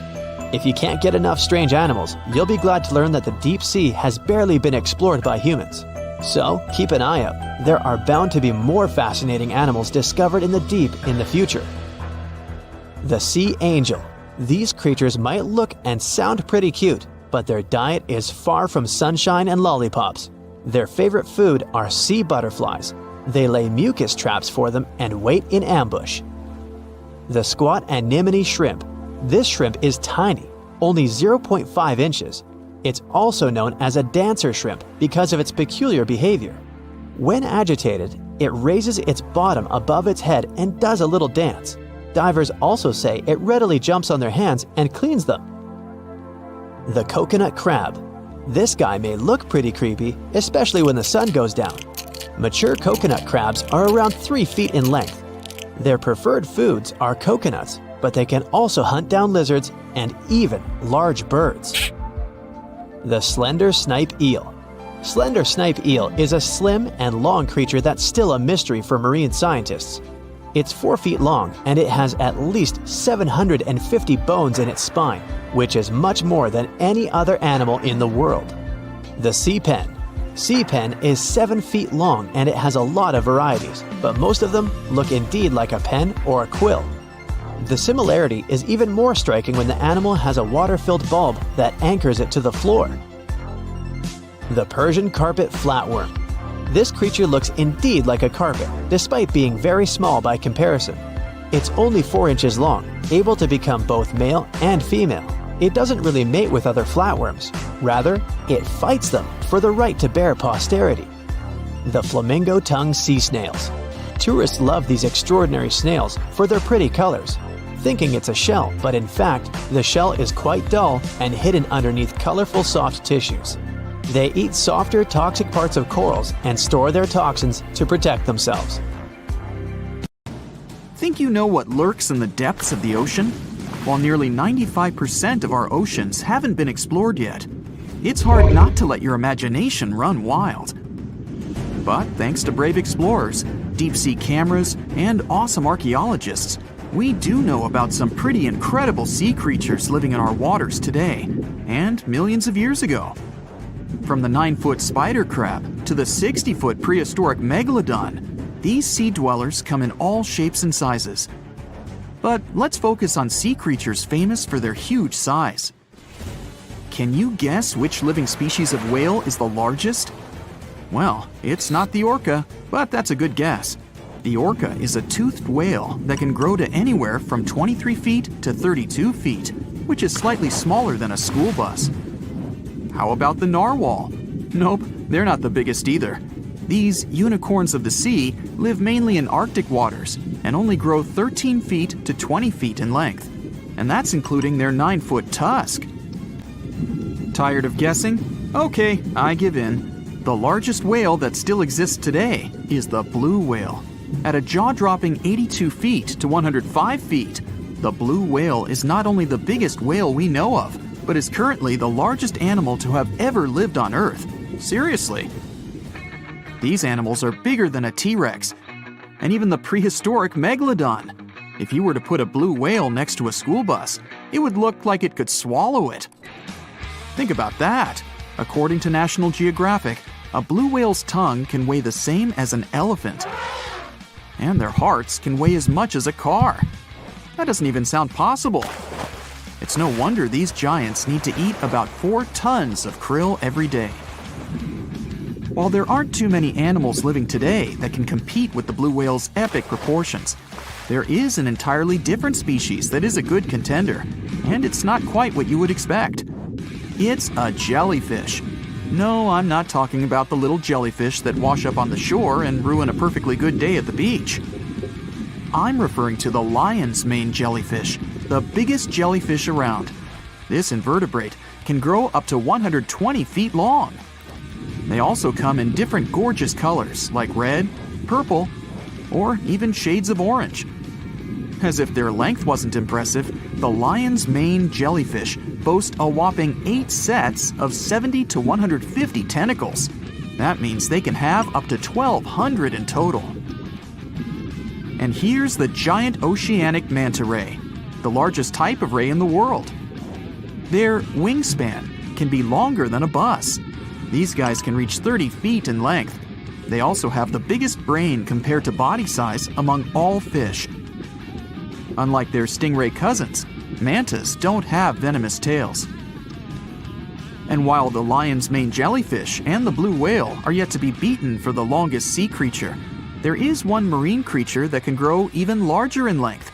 The Portuguese Physalia physalis, tentacles and all, can reach a length of 165 feet long, and that's according to mentalfloss.com.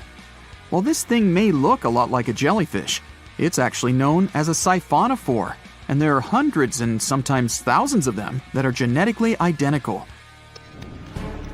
Their long tentacles help the organism catch prey, and its sting is fatal to most animals, even humans in some cases. What's even creepier is that if one of the tentacles comes off the organism for whatever reason, it can float around the water for days before decomposing. Even if it's detached, this tentacle can still sting you. But don't go running out of the ocean just yet. Your chances of being hurt by a Portuguese Physalia physalis sting are pretty slim.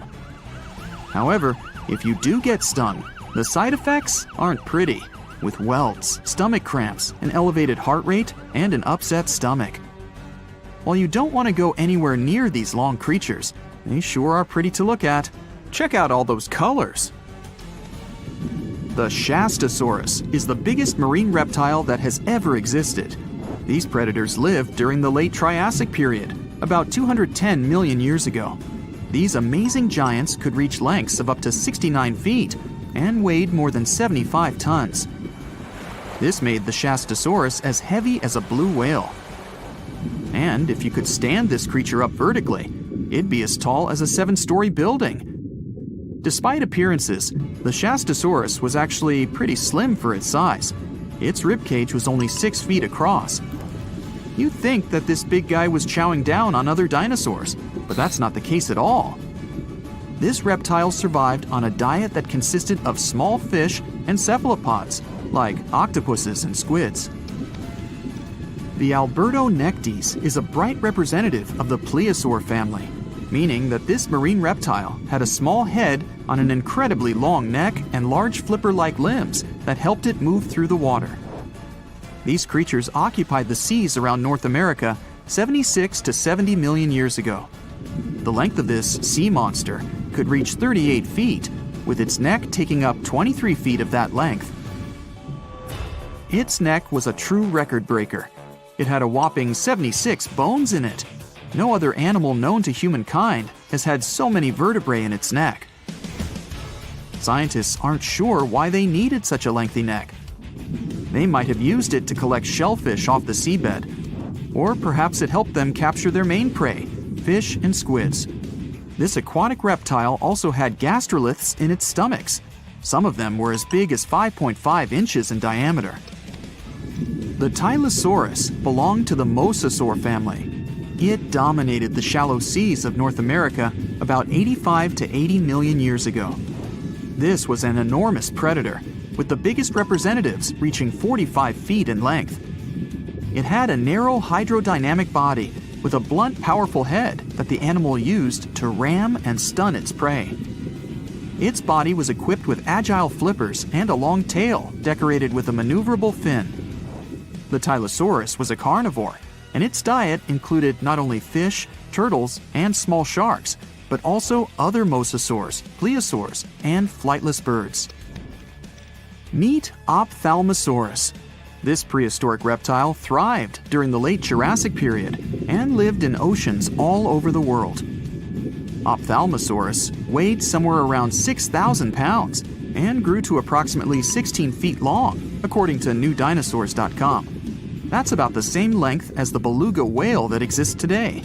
It's too bad these guys went extinct before we had a chance to see them ourselves, as their cartoonish wide eyes and dolphin-like features are pretty darn cute.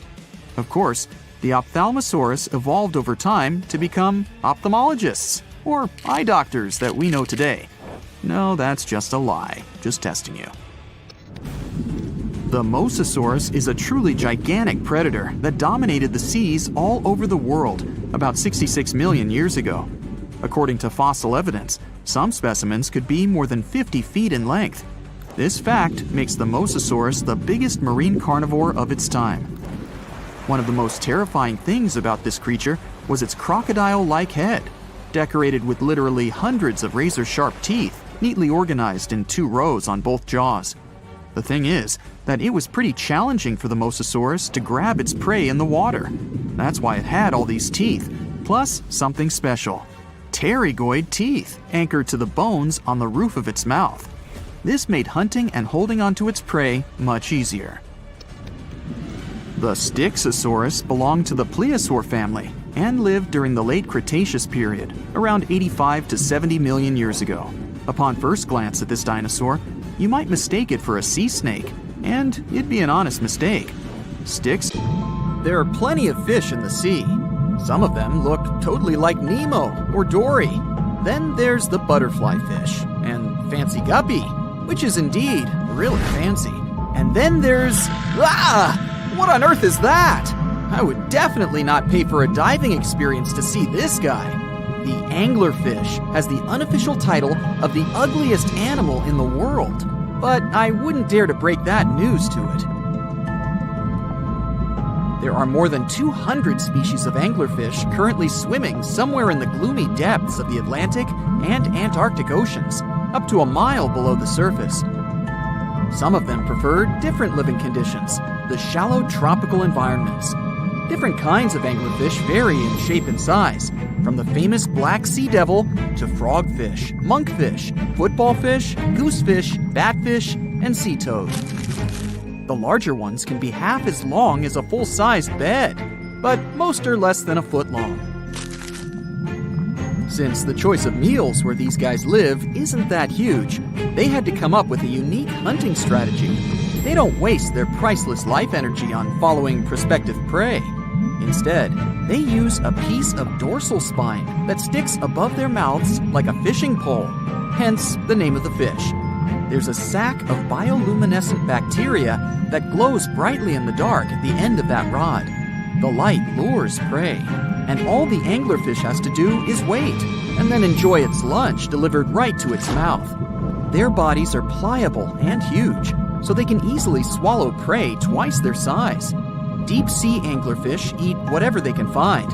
Species that live in more shallow water aren't picky either, and can eat anything from shrimp to snails and small fish. Only female anglerfish have the cool fishing rod feature though. So what about their males? Finding a soulmate deep under the sea isn't that easy. I mean, literally, there's no light down there. Plus, there are frigid temperatures and low oxygen levels. Anglerfish can't afford to go on many dates in those conditions, so they mate for life. And before you go aw about it, I have to tell you, they do it in quite a special way. Male anglerfish are much smaller than their ladies. The contrast is so striking that when researchers first got interested in their love life, they thought those males were actually the offspring, or larvae, hanging out next to their moms. Certain anglerfish male species have receptors that alert them that there's a female nearby. After they mate, the male bites into his woman and stays attached to her head, belly, near her tail, and other areas he can access. While they morph together forever, the female fish gets the male's cells, DNA, and reproductive organs, but loses her immune response cells. The male gets free permanent housing and nutrition. Given the current real estate prices, it sounds like a dream. But that accommodation is shared by up to 8 males, and they can't move out if they ever feel like it. You're unlikely to meet this deep-sea fish in real life, but if you meet an anglerfish in your favorite video game, remember that you can easily outswim it and make it kinder to you with tranquilizing arrows. Once you befriend it, the anglerfish can be your scout and help you discover new areas with its bioluminescent pods. Back in the real world, down in the twilight zone of the ocean, about 650 to 3,300 feet down, the anglerfish isn't the only creature you're lucky you'll probably never meet. Many of the locals look like they come straight out of science fiction or horror movies, but that's because they had to adapt to this dark, deep world. I did my best to get you prepared for the creatures you're going to meet, starting with the common fangtooth. They spend most of their lives deep down, but at night, they move toward the surface to snack. These guys are more active than most other deep-sea dwellers. They don't wait for food to come their way, but actually follow it, and then get it with their long, hungry teeth. They don't have a built-in light bulb like the anglerfish, so they've developed a great sense of smell and use as much sunlight as they can get there in the depth to get around. Sometimes, even the shadow of a passing by prospective prey is enough for them to switch to action mode. And though they don't look too charming, they're completely harmless to humans if you ever run into one of these guys. Stoplight Loosejaw sounds like a great name for an alternative band, but it's actually another deep-sea resident with sneaky hunting habits. It has special light-producing photophores under each eye. They emit green and red light like a stoplight, hence the name of the fish. Unlike other fish, these guys hardly ever leave the twilight and midnight zones. Their lower jaw is a quarter of the total body length, and the stoplight keeps it open all the time, hoping to get some lunch. It looks like a ferocious predator, but mostly prefers zooplankton with an occasional dessert of shrimp, krill, and fish. I'm sure you didn't expect to meet a hybrid of an eel and a bird, but here it is! The slender snipe eel has a beak, much like that of a bird, with curving tips. The beak is equipped with tiny hooked teeth that the eels use to catch the antennae of delicious shrimp. And it sure is slender, stretching up to 5 feet and weighing only a few ounces. Scientists don't know all of this guy's secrets, since it's pretty tricky to study in their natural habitat. But it looks like they only produce offspring once in a lifetime, and then pass away. Glass squids like to take it easy in life and literally go with the flow. They're filled with a solution which is lighter than water, so they don't have to make any effort to move around the deep sea looking for food and partners. These creatures are transparent, so they blend into any landscape and don't even cast a shadow while moving. Talk about a great survival tactic. If danger finds it anyway, it can transform into a lumpy ball, pushing its head and tentacles into its mantle cavity. It can also release ink into the mantle and go from transparent to black. The same ink can protect it against hungry whales and seabirds. Another tactic they use to scare off predators is to activate their light-emitting organs around their eyes. I'm getting hungry. Maybe I can snack on this sea cucumber. Ouch, it's moving! So I guess it doesn't belong in a salad after all. These soft-bodied fellows live in all parts of the ocean, from shallow waters to the deep underwater world. Most of them slowly move around with their tiny feet, but some crawl around by flexing their bodies. Sea cucumbers can shed their internal organs when there's a predator approaching. Those sticky organs distract the intruder, and the happy cucumber moves on and just grows the organs back. What's that glistening in the distance? Looks like someone dropped gems in the water. That's a sea sapphire, also known as the most beautiful animal you've never seen. Some males of this type of copepod can change color from deep blue to purple, red, or gold. 1 second later, it's gone. And it's back, shimmering bright. The secret to this magic is that their bodies are transparent and reflect light differently at certain angles. It looks like it's their way of communicating between each other and attracting mates. Female sea sapphires don't have the same superpower, but their eyes are bigger compared to males, probably to spot them from a distance. Males roam wild and free, and their ladies stay in the crystal palaces of strange barrel-shaped jellies called salps. If you could dive right into the mysterious darkness of the ocean depths, who knows what you'd come upon? Legends that are hundreds of years old mention some giant sea monsters hiding deep down below the ocean waves, like the Kraken, the Loch Ness Monster, the Hydra, Leviathan, and so many more.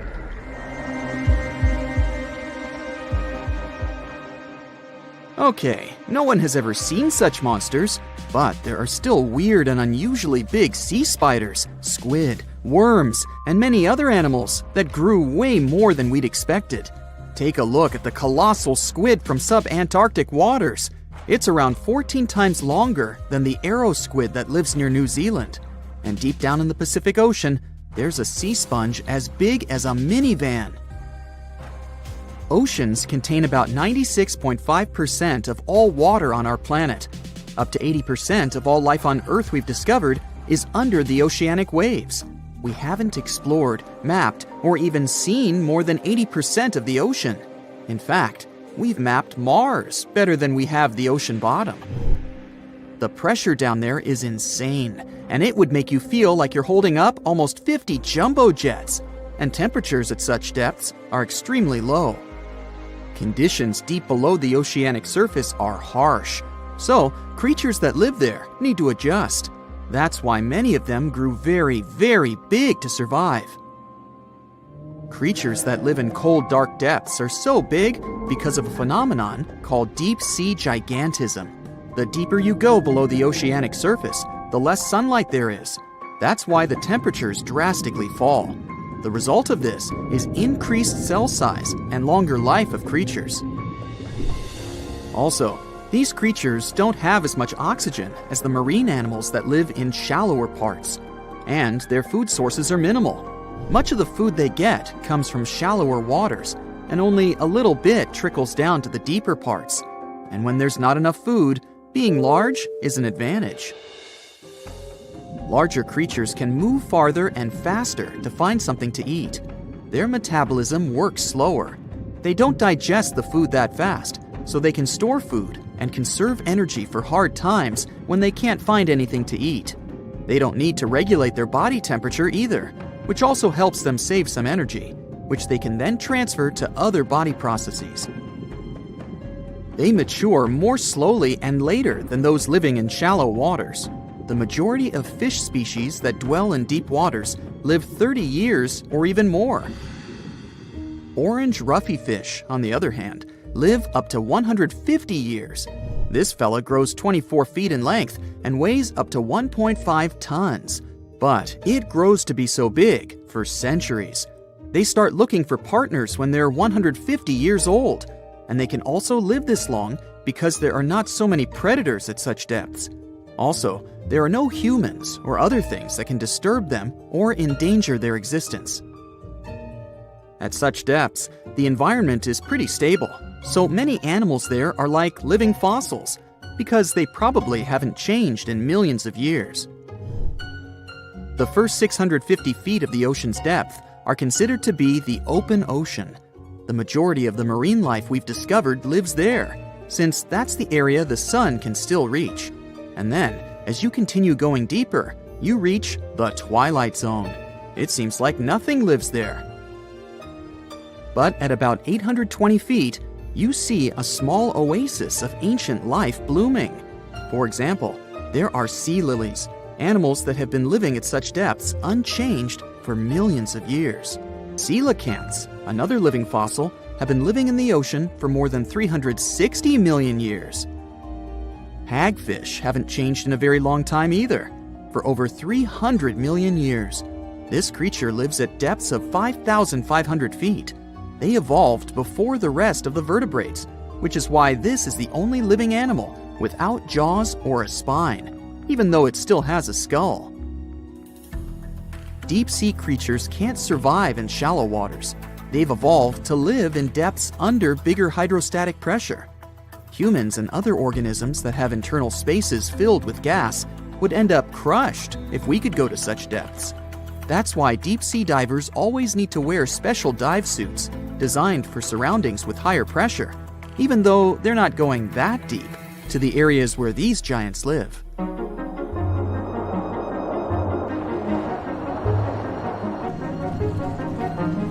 But near Antarctica, you can see gigantism way closer to the surface, like giant sponges, sea slugs, sea spiders the size of a dinner plate, worms, and even some enormous single-celled organisms. They all tend to chill in shallower waters. Scientists are not sure why exactly, but they think it could have something to do with oxygen. Giant species use just a little oxygen, and the waters around Antarctica are pretty rich in it, which means there's hardly any limit to these animals growing bigger and bigger. Back to deep-sea creatures. As mentioned, they had to adjust to strong pressure, so they almost don't have any air gaps in their body at all. They're mostly water-based, and since water is incompressible, which means it's not something you can compress, it helps them stay unaffected at such high pressure. But because of all that, if they were to go up towards the surface, they'd probably swell up, maybe even explode. Just look at the blobfish, the one that takes the title of the ugliest animal in the world. It looks normal deep down below the surface, where its natural habitat is. But when it gets up to the surface, where the pressure is 120 times lower, it changes its shape. The blobfish doesn't have a skeleton or muscles, so without high deep-sea pressure, it ends up being all floppy and saggy. The dark oceanic depths are not just scary to watch, but to listen to as well. In 1997, scientists were trying to find underwater volcanoes located off the South American coast. During their travels, they recorded one of the loudest noises ever registered. It was pretty weird, too. It was so loud, even sensors from more than 3,000 miles away managed to pick it up. They later called it the bloop. It took them 15 years to conclude the sound came from an ice quake. That's when seismic activity breaks frozen ground. Water at the bottom of the ocean is not always extremely cold. There are hydrothermal vents on the seafloor, and the water that comes out of them can be up to 750 degrees Fahrenheit. Powerful pressure, yep, the same one that would crush you, is something that doesn't allow the water to boil. There are hundreds of animal species that live near deep-sea hydrothermal vents. Some of them, such as tube worms, are not like anything we have seen before. These worms absorb chemicals from vent fluids. That's how they feed bacteria that live in them. And in return, those bacteria give them the carbon the tube worms need to survive. 2/3 of all of the coral species scientists discovered live in dark, deep, and extremely cold parts of the ocean. Some even live in parts that are 3 miles deep. They can survive at low temperatures, such as 28 degrees Fahrenheit. Some of these cold water corals are more than 8,000 years old. They form amazing structures that can rise up to 115 feet tall. The deep is not just a mysterious world of unusual creatures. The landscape under the oceanic surface is magnificent too. The canyons hiding there make even the Grand Canyon seem small. For instance, check out the one located in the Bering Sea, the Jemchug Canyon. Its vertical relief is more than 8,500 feet deep. That's huge. The largest ocean waves are not the ones you can see from the shoreline. They occur under the surface, and they're called internal waves. They take place between two water masses that have different densities. They travel at speeds of thousands of miles per hour and can be 650 feet tall. There's a lake in the heart of Asia that holds 1/5 of all the world's liquid freshwater. It's more than all the 5 Great Lakes have together. Even if all the rivers on our planet suddenly changed their direction and set on a mission to drain this lake, it would take them a whole year to finish the job. I'm talking about the deepest lake in the world, Lake Baikal. If you decide to go all the way down to its deepest point, prepare for a journey of almost 5,400 feet. The descent takes several hours, but the rift floor of the lake is way deeper, between 5 to 7 miles beneath the surface. It means it could be even further down than the Challenger Deep, which is the deepest known place on Earth. The amount of water it has would be enough for everyone on Earth to have something to drink for up to 50 years. This mighty giant of a lake replenishes its water completely every 383 years. Baikal has a great delivery crew of over 300 rivers and streams, bringing their waters right in. And only one river flows out of Baikal, the Angara, which is headed straight for the Arctic Ocean. Baikal isn't only the deepest, but also the oldest existing freshwater lake in the world. It formed at least 25 million years ago. It all began when the Earth's crust decided to play Tetris and created the lake and the surrounding mountains.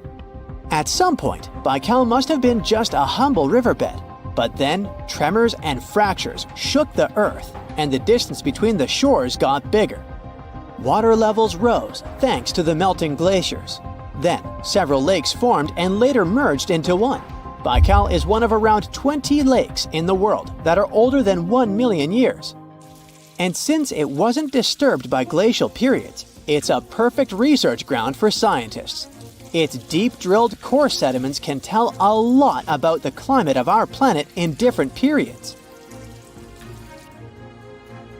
Since Baikal is in a rift basin with 2,000 seismic tremors per year, the lake is deepening and still growing in size.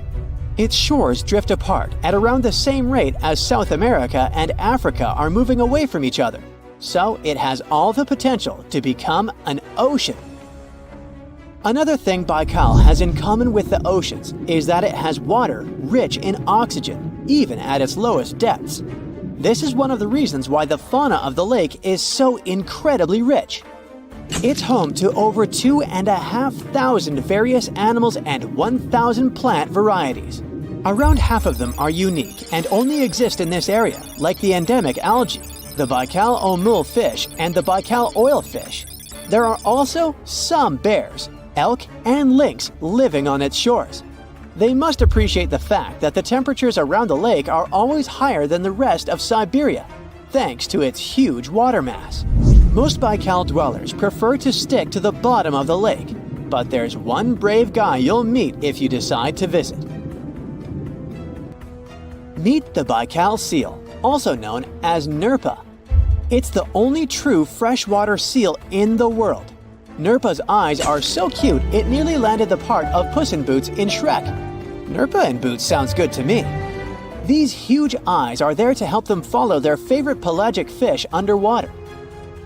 There are other seal kinds that can handle freshwater or use it to breed, but these cuties spend their entire lives in it. But wait, how did seals, which are supposed to be oceanic creatures, end up in a lake miles and miles away from the sea? About 400,000 years ago, during the Pleistocene era, these adventurous creatures traveled up the river and drainage systems that connected Lake Baikal to the Arctic Ocean. The ringed seal that still lives in the Arctic is believed to be the Baikal seal's closest ancestor. Today, Baikal seals are confined to their freshwater home because of the changes in waterways. And they seem to be pretty happy with their home as they can choose from a huge variety of food to eat. The seals mostly hang out in the north and central areas of the lake, but move south in the winter. The lake gets covered with ice, which they use as a chill-out zone, just like their oceanic cousins use rocks or the beach. Since at least 1969, Lake Baikal has had some mysterious ice rings pop up randomly here and there.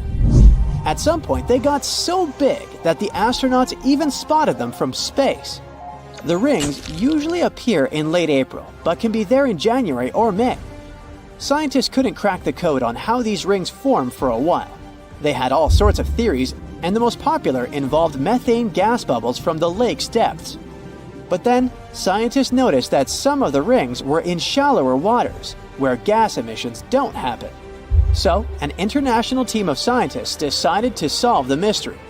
They traveled to Lake Baikal, drilled holes in the ice, and dropped sensors into the water.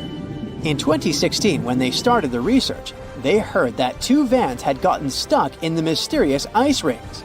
Once they had analyzed the data from the sensors, it turned out that the secret behind the rings was warm eddies flowing clockwise under its ice cover. The currents were less intense in the center of the eddies, so the ice above them was thicker at the edges. The waters of the lake are so clear that you can see some extremely deep parts up to over 130 feet down. This is thanks to the surrounding mountains that send off melting ice right in. Plankton that live in the lake also helps clean the floating debris. When this crystal clear water freezes, it forms an unusually thick and see-through layer of ice. The wind likes to play sculptor on Baikal and creates one-of-a-kind pieces of art here. It picks up water, which, of course, freezes into the most unusual designs. Frozen bubbles and icicles you've never seen before. The location and geography of the lakes and the cycles of melting and refreezing create the perfect conditions for this ice workshop. And you can even see rocks that seem to be floating. The bottom of the rock freezes to the surface of the ice. Then, the strong winds wear away the surroundings, leaving a perfect pedestal for the rock. If you think the floating rocks look eerie, how about Baikal's version of the Loch Ness Monster? The local Buryat people have a legend about the water dragon master that lives in the lake. A dragon is believed to be the most powerful creature living on Earth in Asian mythology. They believe there are 4 dragons living in the 4 seas, each responsible for one of the cardinal directions. Baikal is the North Sea in this story. The image of this dragon is supposedly etched in ancient petroglyphs on the cliffs of Baikal. There's also a hefty stone slab that looks like a monument dated back to somewhere between the 3rd and the 9th century BCE, depicting a mysterious water monster. Imagine the stories this stone could tell, echoing the whispers of a bygone era and leaving us to unravel the enigma of the Baikal cliffs. The legend says that a local warrior was chasing the dragon. He finally reached the largest Baikal island of Alkan. He was ready to face and defeat the dragon, but the beast turned into a beautiful girl, and they got married. That's one unusual twist to a classic defeat the dragon and take the girl story. So, local legends describe that dragon as a giant sturgeon with an almost gator-like snout and armored body. In reality, the mythical monster must be one of the many huge fish living in the lake. They can afford to grow to several feet in length thanks to the high levels of oxygen in the water. Beluga sturgeon can weigh several thousands of pounds, lives up to 50 or 60 years, and never stops growing. It was the largest fish our Earth had ever seen, and its bite was strong enough to crush a car. The largest of its teeth found was the length of a remote control. It consumed about 2,500 pounds of food a day. That's like 3,300 cans of tuna for you. The earliest Megalodon fossils are from about 20 million years ago, but you won't see its skeleton, and that's because the mighty Meg had no bones. A skeleton made from bones gives most animals their body shape and strength. Sharks, though, come from the same subclass as rays, skates, and sawfish and have cartilage instead of bones. Cartilage is a tissue that is softer and more flexible than bones, but it's still tough enough to shape the body and protect the internal organs. Some areas are more flexible, since cartilage is weaker, and some, like the shark's head, are much tougher thanks to calcified cartilage. Their snouts, though, are made of really soft and flexible cartilage to work like a bumper in case of a collision with some dangers. Who knows if they'd be able to do all this with a heavy skeleton? Plus, cartilage makes their jaws more flexible, and they can open their mouths much wider than they would with a jaw made of bone. Our hero, Meg, was no exception, and it had the strongest bite of all living creatures, which was also made possible by a skeleton made of cartilage. Sharks take full advantage of their cartilage. It helps them swim and turn fast while hunting. One drawback of this type of skeleton is that it was really tricky for scientists to establish the shape and size of Meg. Normally, they would do it using fossilized bone skeletons or their parts. With Meg, they had to guess based on the teeth they found and comparisons with living relatives. A more recent 3D computer model was based partially on scans of a preserved spine discovered in the 1860s. The model showed that Meg was bigger, faster, and even hungrier than scientists had previously thought. Looks like an average Megalodon was 52 feet long. That's slightly bigger than the height of the Hollywood sign and weighed 10 times as heavy as an elephant. There were also much bigger creatures. Scientists still aren't sure how the Megalodon got this size. The fact that there were bigger and smaller Megs probably has to do with a little something called Bergmann's rule. It says that the temperature of the surrounding environment affects the animal's body size because they either need to conserve or shed heat. The Megalodons that reached cooler waters probably needed more body weight to make sure they survived in low temperatures. Those living in warmer waters had to be smaller to avoid burning up. If the researchers were correct in their calculations, it also means that Meg reached a cruising speed of over 3 miles per hour, which is much faster than other sharks. The still-living great white shark can cover a distance of nearly 7,000 miles without stopping, which is 9/10 as long as the diameter of Earth. It looks like the Megalodon could have gone much further. Megalodons managed to survive on our planet for nearly 70 times longer than humans have. They were roaming the oceans for around 20 million years, and you could see them pretty much anywhere except near the poles. Scientists discovered the most northern fossils off the coast of Denmark and the most southern in New Zealand. The reason why there were no Megalodon teeth found in Antarctica is most likely that these adapted to only warm tropical and subtropical waters. The younger ones like to keep to the shores, while full-grown adults preferred coastal areas, but they could easily move into the open ocean as well. When our planet went through a period of global cooling and drying, and the seas began to freeze around 3.6 million years ago, there was less and less room for Meg to thrive. Much of their prey, like smaller whales, seals, and sea turtles, disappeared or relocated to waters that were too cold for our hero. And at the same time, the number of its natural competitors, like smaller predatory sharks, like the great white shark, and whales increased. This shifting food chain dynamics could have been even more dangerous for the Meg than the cold ocean water. You're used to seeing them on the big screen as heartless monsters, but these huge sharks were actually loving and caring family guys. Scientists discovered several Megalodon nursery areas in Florida, Maryland, Panama, and off the coast of Spain. It looks like they gave birth to their young in shallow water environments. Then, little Megs would stay there with adults protecting and raising them until they were ready to fight off predators. The mighty Meg had 276 teeth in 5 rows in its mouth. Similar to other sharks, it was fast in replacing its worn-out or lost teeth. With 4 or 5 rows of teeth in its mouth, it basically acted like a conveyor belt, able to grow back damaged or missing teeth. This means that an adult megalodon probably would have grown several thousand teeth throughout its lifetime. Although the great white shark is often mentioned as Meg's closest relative, they'd hardly be distant cousins. The ancestors of today's great white existed at the same time as the Meg, but they weren't best friends and even rivaled each other. The great white shark wouldn't win in a head-to-head fight with a Meg, but it was a better hunter using its smaller size and agility to snap up the giant's prey quickly. This only left the bigger fish and whales for the Meg, but its food supplies began to run out as the whales swam to the cooler new seas. Rather than a great white, the Megalodon is more like a modern bull shark. It had a short snout, a flat lower jaw, and huge pectoral fins to support its massive weight and size. We also speak of Meg as an extinct giant, but can we be 100% sure it isn't hiding somewhere as we speak?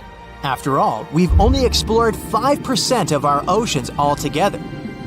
The Mariana Trench is the deepest oceanic trench on Earth, and you could dip the whole of Mount Everest in its deepest part, and over a mile of it would still be above the surface. If a megalodon or two needed a place to hide, that would be the perfect spot. It wouldn't be the coziest place to live, though, with its cold water and total darkness. Plus, the pressure there is 1,000 times stronger than at sea level. So, if a Meg really were hiding down there, it would have serious issues with its teeth, because calcium would dissolve under that pressure. To survive here, it would also need to learn to navigate in complete darkness. That means it would have either become bioluminescent or evolve to grow massive eyes like the giant squid. If the Meg were still around and true to its dietary choices, it would have to eat smaller fish, and that would be a problem for us humans. Especially those of us who love fish, that is. And the ocean isn't cooling down these days. The Megalodon would love its temperature and would thrive and reproduce faster than ever. Those giants would create some massive problems for cargo ships and cruising vessels. In case you're now scared at the thought of meeting a Megalodon, relax. Most scientists don't think it's possible because of our hero's size. Most foods that megalodons like to eat live in shallow ocean areas and not in the deep, deep sea. Meg would need to come up for dinner every now and then, and it's kinda hard to miss a creature this big. They're both giant prehistoric creatures to us, but the megalodons and the dinosaurs never actually coexisted. The dinosaurs probably died out about 66 million years ago. Megalodons seem to have appeared a bit later. Wanna high-five a sea creature? Well, put your hand up for the Tasmanian red handfish. This fish doesn't swim like a fish. It walks. It uses its flipper-like hands to stroll around on the ocean floor. These bottom walkers are disturbed by swimmers and boats a lot. Some people even want to take them home as pets. I think it's better to just give them a wave and swim on by. The vampire squid. Its species name is Vampiroteuthis infernalis, which translates to vampire squid from hell. Oh yes, this vampire squid means to terrify everyone with its name, its dark red color, its spikes at the bottom, and the scary fact that it can basically turn itself inside out. The vampire squid loves putting on a good show, but it's as harmless as a kitten is to humans. It's as if Dracula scared the pants off you, but he didn't have blood-sucking fangs. The vampire squid feeds on food particles from plants and animal matter floating near the ocean's surface. Since they're not predators, they need good defensive strategies, and their vampiric look is designed to ward off large creatures who want to eat them. Turning themselves inside out is a defensive mechanism since the spiky areas in the inner skin are more intimidating. They also shoot out a substance that does not have color, but is packed with bioluminescent particles to distract predators. The vaquita. Going out on a boat off the coast of Mexico sounds like the perfect vacation. The sun, the blue water, the most endangered sea creature. Wait, what? The vaquita isn't dangerous, but don't expect it to stick around to say hello or sign any autographs. It's incredibly shy. This little cow, that's what it means in Spanish, is one tiny sea mammal. With those black markings around its eyes, it looks more like a sea panda to me. Seeing one should make you feel very special. They're on the brink of extinction, mostly because they got caught by accident in fishing nets.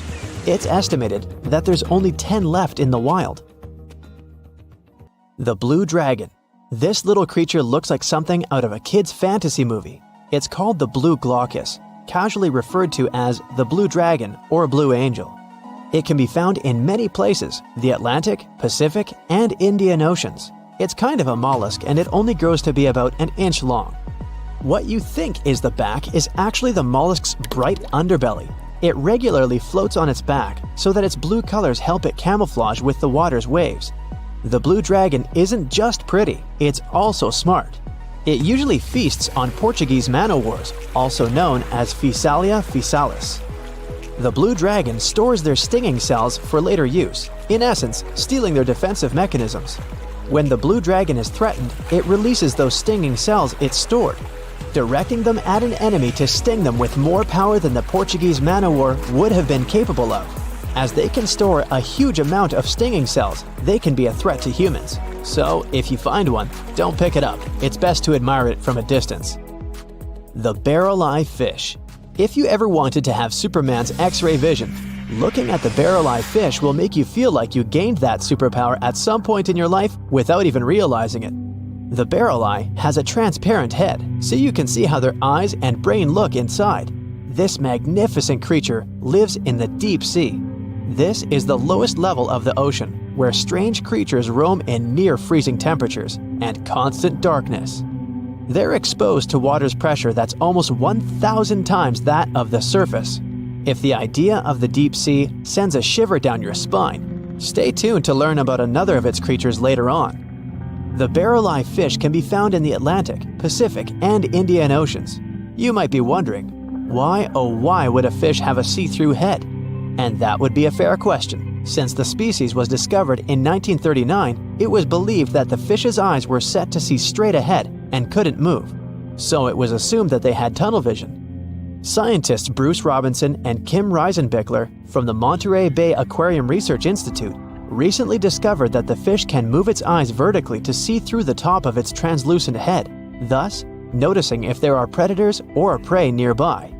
The transparent head also allows more light to enter so they can detect prey better. It's believed that the barrel-eye fish eats jellyfish and small fish species. If you dive in the ocean at night, you might be lucky enough to see how orange ball corallimorph blooms in the dark. But make sure to be quick because as soon as you turn on your flashlight to take a good look, it will retract its tubes back into itself. The Megalodon. The whale shark isn't the biggest shark known to humans. If the entire shark species were a kingdom, the prehistoric Megalodon would be the ruler of the sea. Megalodon roamed the ocean a long time ago. About 15.9 to 2.6 million years back between the early Miocene and late Pliocene eras. While they've long been extinct, people are still amazed to learn about these gigantic sea beasts. Megalodon could reach anywhere between 45 feet to 60 feet in length with jaws more than 6 feet wide. A fossil of a tooth that once belonged to a Megalodon measured at 7 inches. Needless to say, I'm pretty stoked that these guys have long been extinct. But there's still some adventurers out there hoping to meet this monster one day. The Dumbo Octopus. This adorable creature, or creepy creature, or however you want to see it, is officially called Grimpoteuthis. More casually, it's referred to as the Dumbo octopus, named after the Disney character. Though Dumbo, the elephant, not the octopus, was teased for his big ears, it's highly unlikely that this adorable octopus gets teased by its water neighbors. They are the deepest living octopuses, living in the deep sea, and you know how scary that place is. They're only about 8 inches tall and spend their days hovering just above the seafloor eating snails, worms, and other food they find in the current or near ocean vents. There are nearly 17 species of Dumbo octopus, and they all have differences in height, color, and body parts. If you can't get enough strange animals, you'll be glad to learn that the deep sea has barely been explored by humans. So keep an eye out. There are bound to be more fascinating animals discovered in the deep in the future. The sea angel. These creatures might look and sound pretty cute, but their diet is far from sunshine and lollipops. Their favorite food are sea butterflies. They lay mucus traps for them and wait in ambush. The squat anemone shrimp. This shrimp is tiny, only 0.5 inches. It's also known as a dancer shrimp because of its peculiar behavior. When agitated, it raises its bottom above its head and does a little dance. Divers also say it readily jumps on their hands and cleans them. The coconut crab. This guy may look pretty creepy, especially when the sun goes down. Mature coconut crabs are around 3 feet in length. Their preferred foods are coconuts, but they can also hunt down lizards and even large birds. The slender snipe eel. Slender snipe eel is a slim and long creature that's still a mystery for marine scientists. It's 4 feet long and it has at least 750 bones in its spine, which is much more than any other animal in the world. The sea pen. Sea pen is 7 feet long and it has a lot of varieties, but most of them look indeed like a pen or a quill.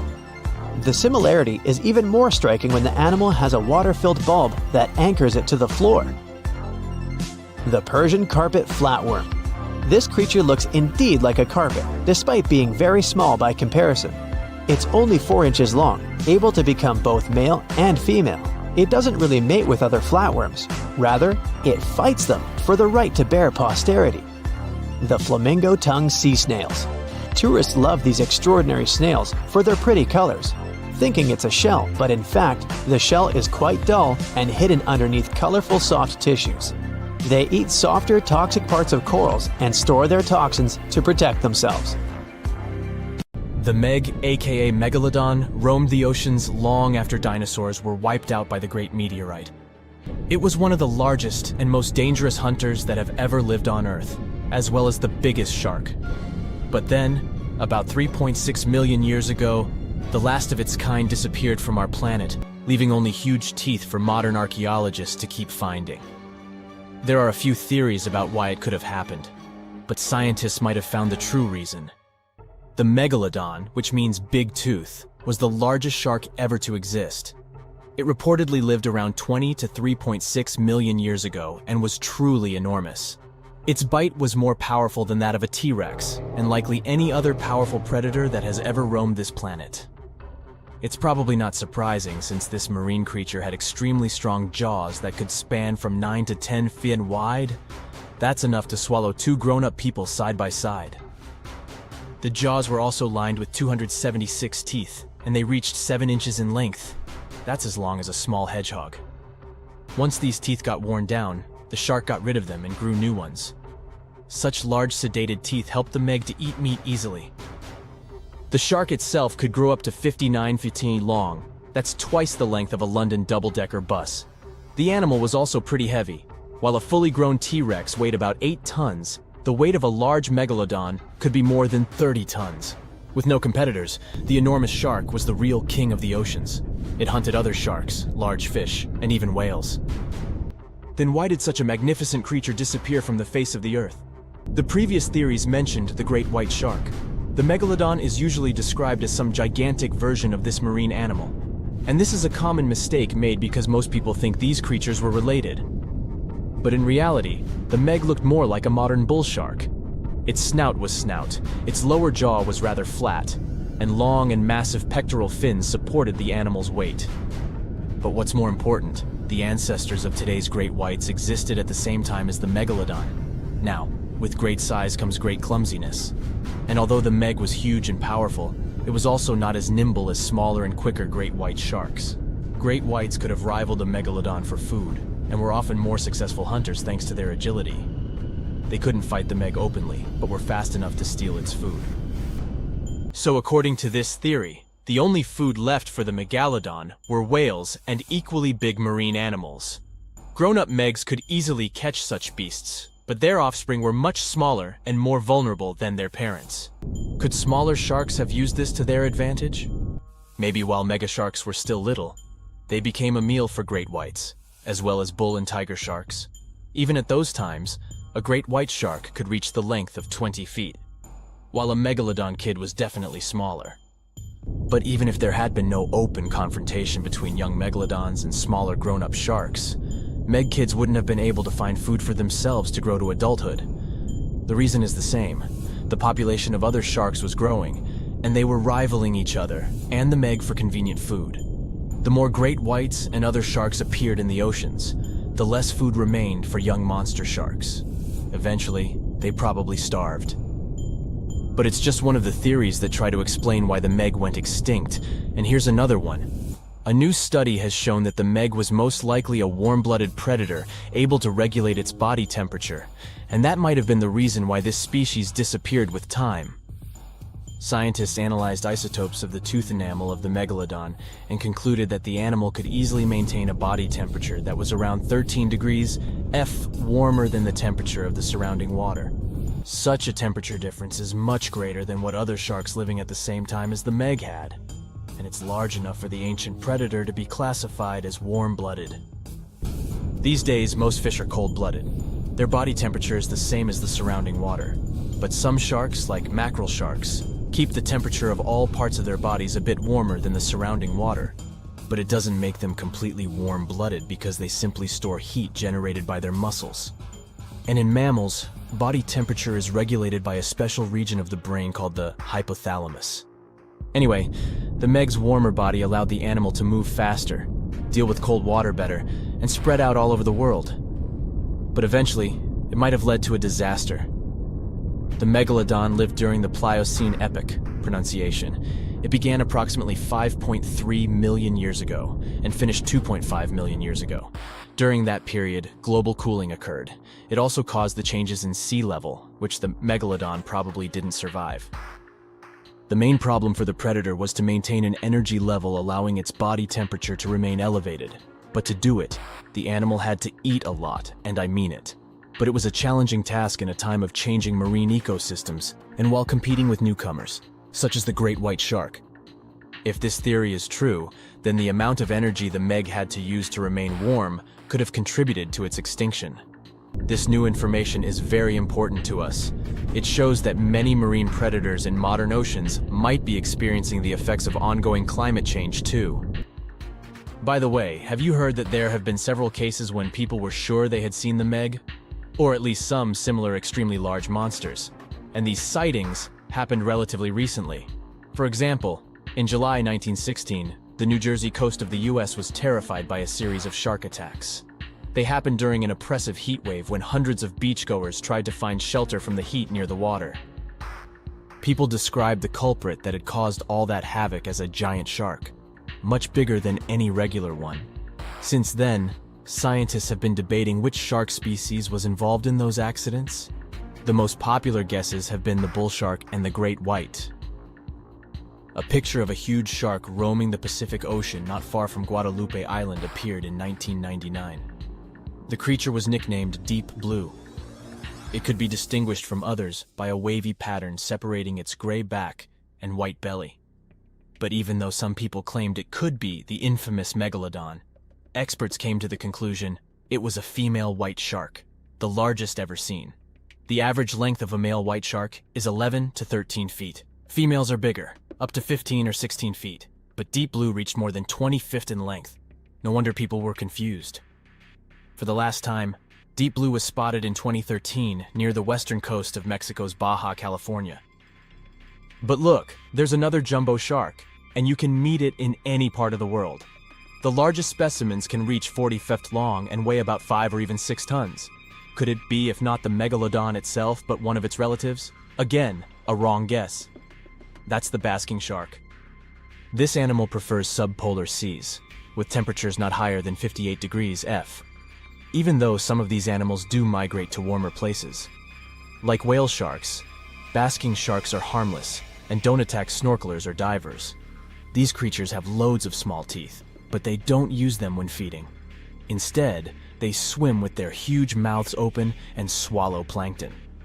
A grown-up basking shark can filter nearly 2,000 tons of water per hour.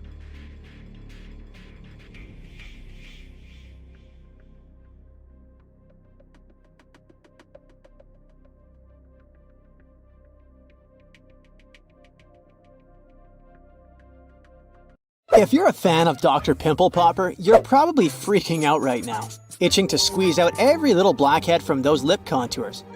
But this is actually a hill formation that you can find in Garb, Sudan. Knowing that perhaps makes it all the more creepy because it looks like the crack in the middle is swallowing up everything around it. This black hole scenario brings to mind our next stop, Vostok Island.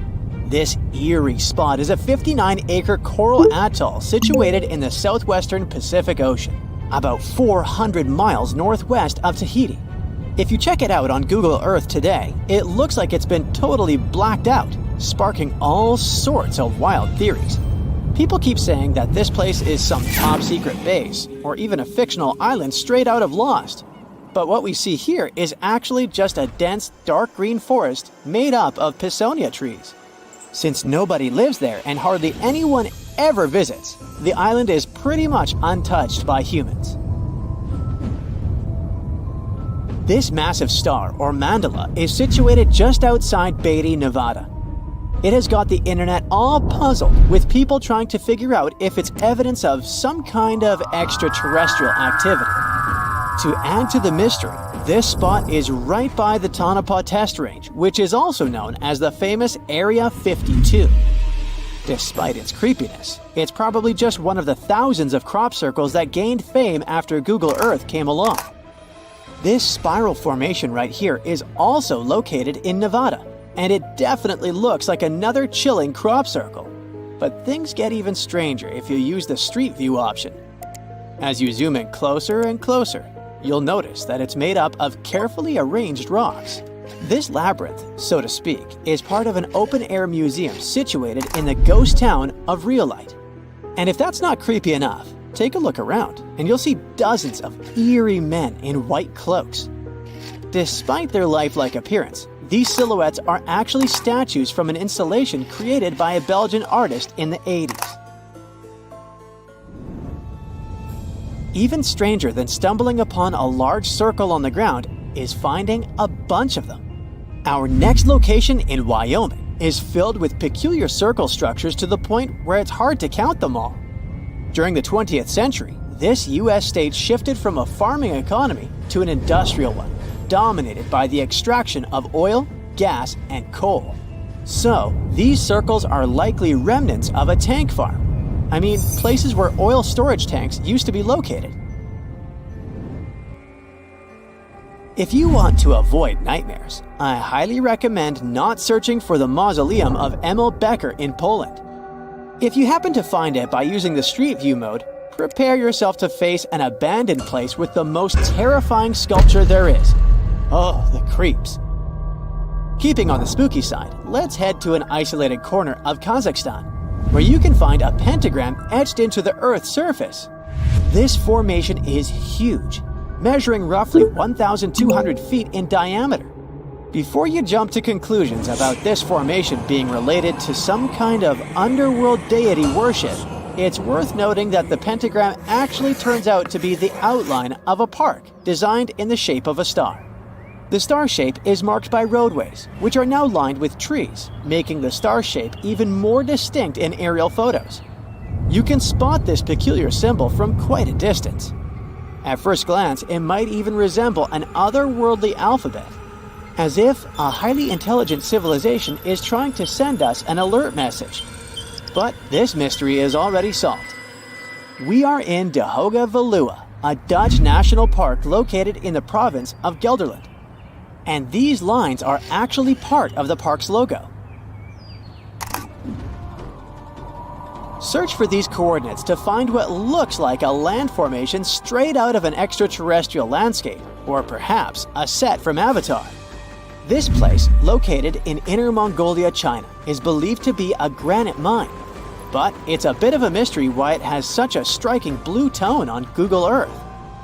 If you check it out on Microsoft Bing Maps, for example, the same location appears in a much more natural tone. In the Australian outback lies a massive geoglyph known as the Maori Man. Discovered in the late 90s, it appears to represent an indigenous Australian man hunting with a boomerang or stick. The figure stretches for more than 2 miles in length and about 1.6 miles wide. It has deep furrows carved into the ground, which adds to the complexity of its formation and origin. Despite efforts to uncover its purpose, its origin is still a mystery. This is desert breath, located in the Sahara. Like many things you have seen in this video, this formation also sparks speculation about it being created by extraterrestrial beings. But a quick Google search clears up that mystery. It turns out this is an art installation created by a group of 3 Greek artists back in 1997. They went all out, moving around a whopping 280,000 square feet of sand and even creating a large pool in the middle of it. Egypt still holds many mysteries, and you can explore them yourself with Google Earth. That's how some people stumbled upon this striking triangular-shaped plateau and immediately jumped to the conclusion that they discovered a hidden pyramid. However, experts quickly dashed their hopes. They believe there's no plausible explanation for a pyramid to exist in this area, located 8 miles west of the Nile Valley edge in Upper Egypt. This discovery is likely nothing more than a hill that has suffered the effects of erosion, combined with a heavy dose of wishful thinking. In some cases, nature itself is responsible for creating frightening sculptures, like the Badlands Guardian in Alberta, Canada. If you look at it from above, you'll notice not 1, but 2 human heads emerging from the landscape. These gigantic beings were sculpted by rainwater erosion on layers of clay-rich soil. Ironically, additional human-made structures give the impression that this one is wearing wired headphones. It seems that deserts are a prime spot for discovering strange images on Google Earth. So our next stop is China. In the Gobi Desert, you'll come across zigzagging white lines that look kind of random. The first challenge for armchair experts was figuring out what these structures were made of, as it's hard to tell if they're painted on or dug into the landscape. There's still a lot of speculation about it on the internet. But the most plausible explanation is that this structure is used for calibrating satellites. This way, satellite cameras can focus on these large grids to orient themselves in space. Check out this intact plane that seems to have sunk beneath the ocean off the coast of Crooked Island, Bahamas. Some viral videos claim it's a crashed plane belonging to the infamous Pablo Escobar. The truth is that something lying on the bottom of the ocean can't be that visible, so it's more likely that it's a plane that was actually flying when Google captured these images. However, there is a strong belief that Pablo Escobar did have a plane that crashed nearby, but it was in another part of the Bahamas known as Norman's Cay.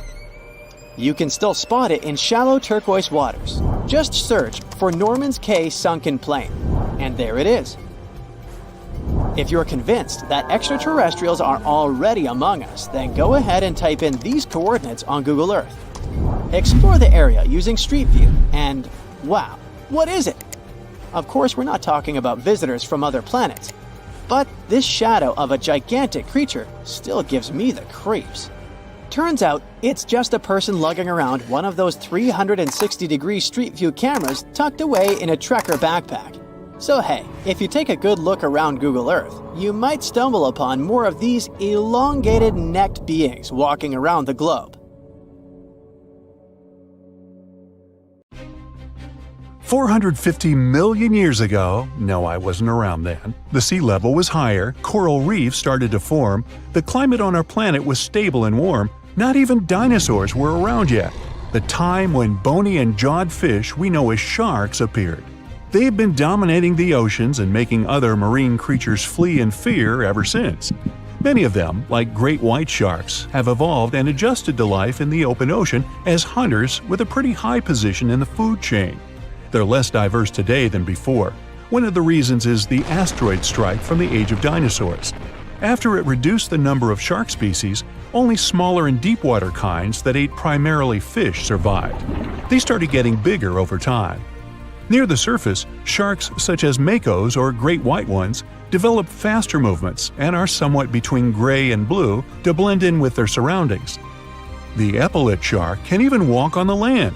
It can't take a walk on the beach because it can't breathe outside of the water, but it lives on coral flats in shallow tropical waters, so it can walk in kind of a crawling motion. But deep down below, there are mysterious, alien-looking, often huge shark species that didn't come to the surface, which is why they didn't need to adjust to the new environment and different conditions. They haven't changed a lot through time, so they're some living fossils. These creatures mostly don't have 5 gill slits, the most common number, but 6 or 7. It's because there's less oxygen the deeper you go in the ocean, so they need more gill slits. Sharks on the surface evolved to have fewer gill slits. 6-gill sharks are the most primitive sharks we have today. Their skeletons are like those of ancient extinct sharks, and they can survive only in very deep waters. Like cats, sharks have a layer of reflective cells placed inside their eyes, which helps them see better in the dark, deep sea or cloudy waters. Sharks on the surface have big eyes because they evolved to hunt in the sunlight, so they tend to rely on their vision. Those that live in shallow waters have small eyes, so they can protect themselves from the sand.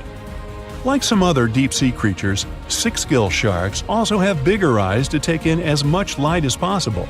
They have more light-sensing rods, but don't distinguish colors that well.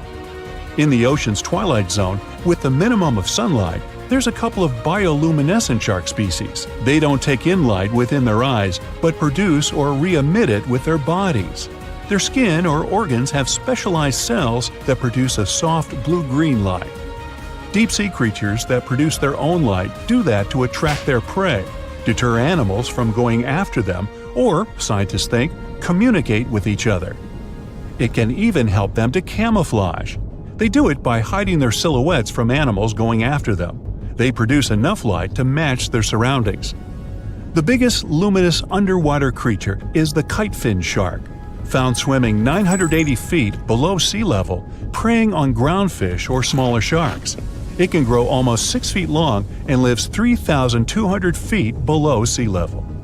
Deep-sea sharks are also bigger than those on the surface. The Greenland shark can grow up to 24 feet long, bigger than a great white. There's a thing called deep-sea gigantism. Creatures in nutrient-poor depths of the ocean grow bigger because, that way, they lose less energy as heat. The Greenland shark lives its life in slow motion. It has a slow metabolism and can go very long periods without food. With their slow pace, they evolved to live up to 500 years at depths of 7,200 feet. Sharks in shallow waters catch their prey relying on agility and speed, but for them, it's easier because there's plenty of food on the surface. Deep-sea sharks, with less food and slower life rhythm, had to develop a different style. They're more opportunistic, definitely not picky, and don't care if their future meal is alive or not. Frilled shark, another living fossil from the darkest depths, hasn't evolved much through time, and they're one of the last of their kind, with all of their relatives already gone extinct. It grows up to 7 feet long, primarily hunts on squid, and catches other sharks and fish. It looks like a dinosaur, a snake-like face, a long, smooth, thin body that moves in a serpentine way. It can propel itself with the power of its tail and curl like snakes. They don't swim in a straight line like other sharks. Cookie-cutter shark grows up to 20 inches. It got the name because of the way it feeds, biting off small pieces. It's a parasite creature, which means it feeds off bigger animals but leaves them alive. They have sharp teeth and sometimes even swallow those that fall off on purpose. Some researchers think it could be because they live in the depths that are nutrient poor. If they swallow the teeth, they could recycle calcium and other material from it. Prickly shark is a rare and unusual creature with many thorn-like tentacles and 2 small dorsal fins. It lives mostly in the depths of the Pacific region up to 1,900 feet. Ghost sharks are not even real sharks, but fish closely related to them and rays. They have big pectoral and pelvic fins, 2 dorsal fins, pretty big eyes, and unlike their cousins, have a single external gill opening. Ghost sharks have slender tails and can grow up to 80 inches, silver to blackish color. They sometimes live in rivers and coastal waters, but also in the depths of the ocean of 8,200 feet or even deeper. They are pretty weak swimmers, so they tend to feed on invertebrates and small fish. Goblin sharks. Swimming through the deep sea, this creepy shark with a flabby body suddenly sees a small, innocent squid. It goes toward it, but the potential snack notices it and quickly starts moving to dart away. It seems like the plan could work at first, but then the shark suddenly thrusts the jaw of its mouth and catches the poor little squid in a second. After the meal is finished, the animal simply fits the jaw back into the mouth and goes away as if nothing happened. This is possible because it has a jaw connected to 3-inch-long flaps of skin, which is why it can unfold from the snout. It can grow up to 12 feet long with a weight of 460 pounds. Scientists think goblin sharks are mostly active in the morning and evening. The shark has a long, prominent snout and specific sensing organs on it. It uses them to sense electrical fields in the dark oceanic depths.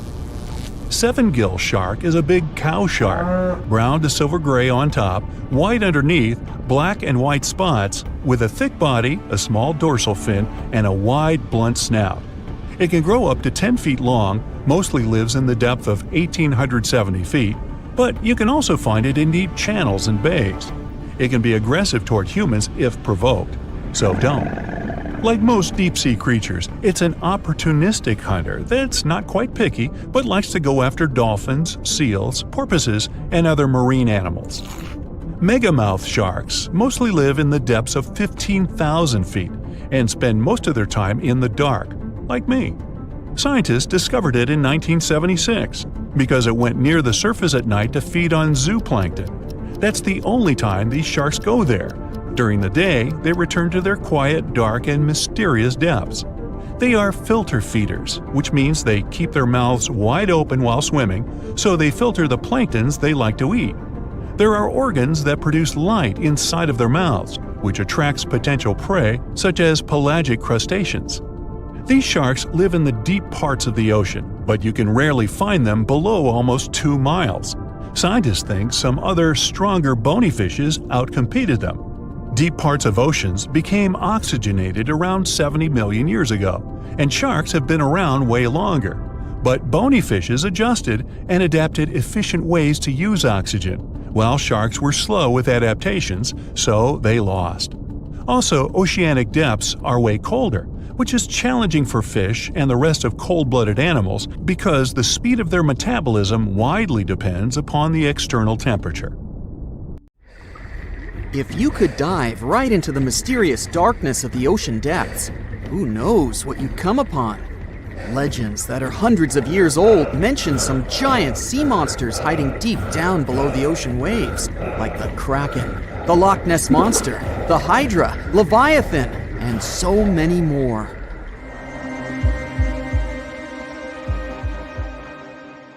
Okay, no one has ever seen such monsters, but there are still weird and unusually big sea spiders, squid, worms, and many other animals that grew way more than we'd expected. Take a look at the colossal squid from sub-Antarctic waters. It's around 14 times longer than the arrow squid that lives near New Zealand. And deep down in the Pacific Ocean, there's a sea sponge as big as a minivan. Oceans contain about 96.5% of all water on our planet. Up to 80% of all life on Earth we've discovered is under the oceanic waves. We haven't explored, mapped, or even seen more than 80% of the ocean. In fact, we've mapped Mars better than we have the ocean bottom. The pressure down there is insane, and it would make you feel like you're holding up almost 50 jumbo jets. And temperatures at such depths are extremely low. Conditions deep below the oceanic surface are harsh, so creatures that live there need to adjust. That's why many of them grew very, very big to survive. Creatures that live in cold, dark depths are so big because of a phenomenon called deep sea gigantism. The deeper you go below the oceanic surface, the less sunlight there is. That's why the temperatures drastically fall. The result of this is increased cell size and longer life of creatures. Also, these creatures don't have as much oxygen as the marine animals that live in shallower parts, and their food sources are minimal. Much of the food they get comes from shallower waters, and only a little bit trickles down to the deeper parts. And when there's not enough food, being large is an advantage. Larger creatures can move farther and faster to find something to eat. Their metabolism works slower. They don't digest the food that fast, so they can store food and conserve energy for hard times when they can't find anything to eat. They don't need to regulate their body temperature either, which also helps them save some energy, which they can then transfer to other body processes. They mature more slowly and later than those living in shallow waters. The majority of fish species that dwell in deep waters live 30 years or even more. Orange ruffy fish, on the other hand, live up to 150 years. This fella grows 24 feet in length and weighs up to 1.5 tons. But it grows to be so big for centuries. They start looking for partners when they're 150 years old, and they can also live this long because there are not so many predators at such depths. Also, there are no humans or other things that can disturb them or endanger their existence. At such depths, the environment is pretty stable, so many animals there are like living fossils because they probably haven't changed in millions of years. The first 650 feet of the ocean's depth are considered to be the open ocean. The majority of the marine life we've discovered lives there, since that's the area the sun can still reach. And then, as you continue going deeper, you reach the twilight zone. It seems like nothing lives there. But at about 820 feet, you see a small oasis of ancient life blooming. For example, there are sea lilies, animals that have been living at such depths unchanged for millions of years. Coelacanths, another living fossil, have been living in the ocean for more than 360 million years. Hagfish haven't changed in a very long time either, for over 300 million years. This creature lives at depths of 5,500 feet. They evolved before the rest of the vertebrates, which is why this is the only living animal without jaws or a spine, even though it still has a skull. Deep-sea creatures can't survive in shallow waters. They've evolved to live in depths under bigger hydrostatic pressure. Humans and other organisms that have internal spaces filled with gas would end up crushed if we could go to such depths. That's why deep-sea divers always need to wear special dive suits designed for surroundings with higher pressure, even though they're not going that deep to the areas where these giants live.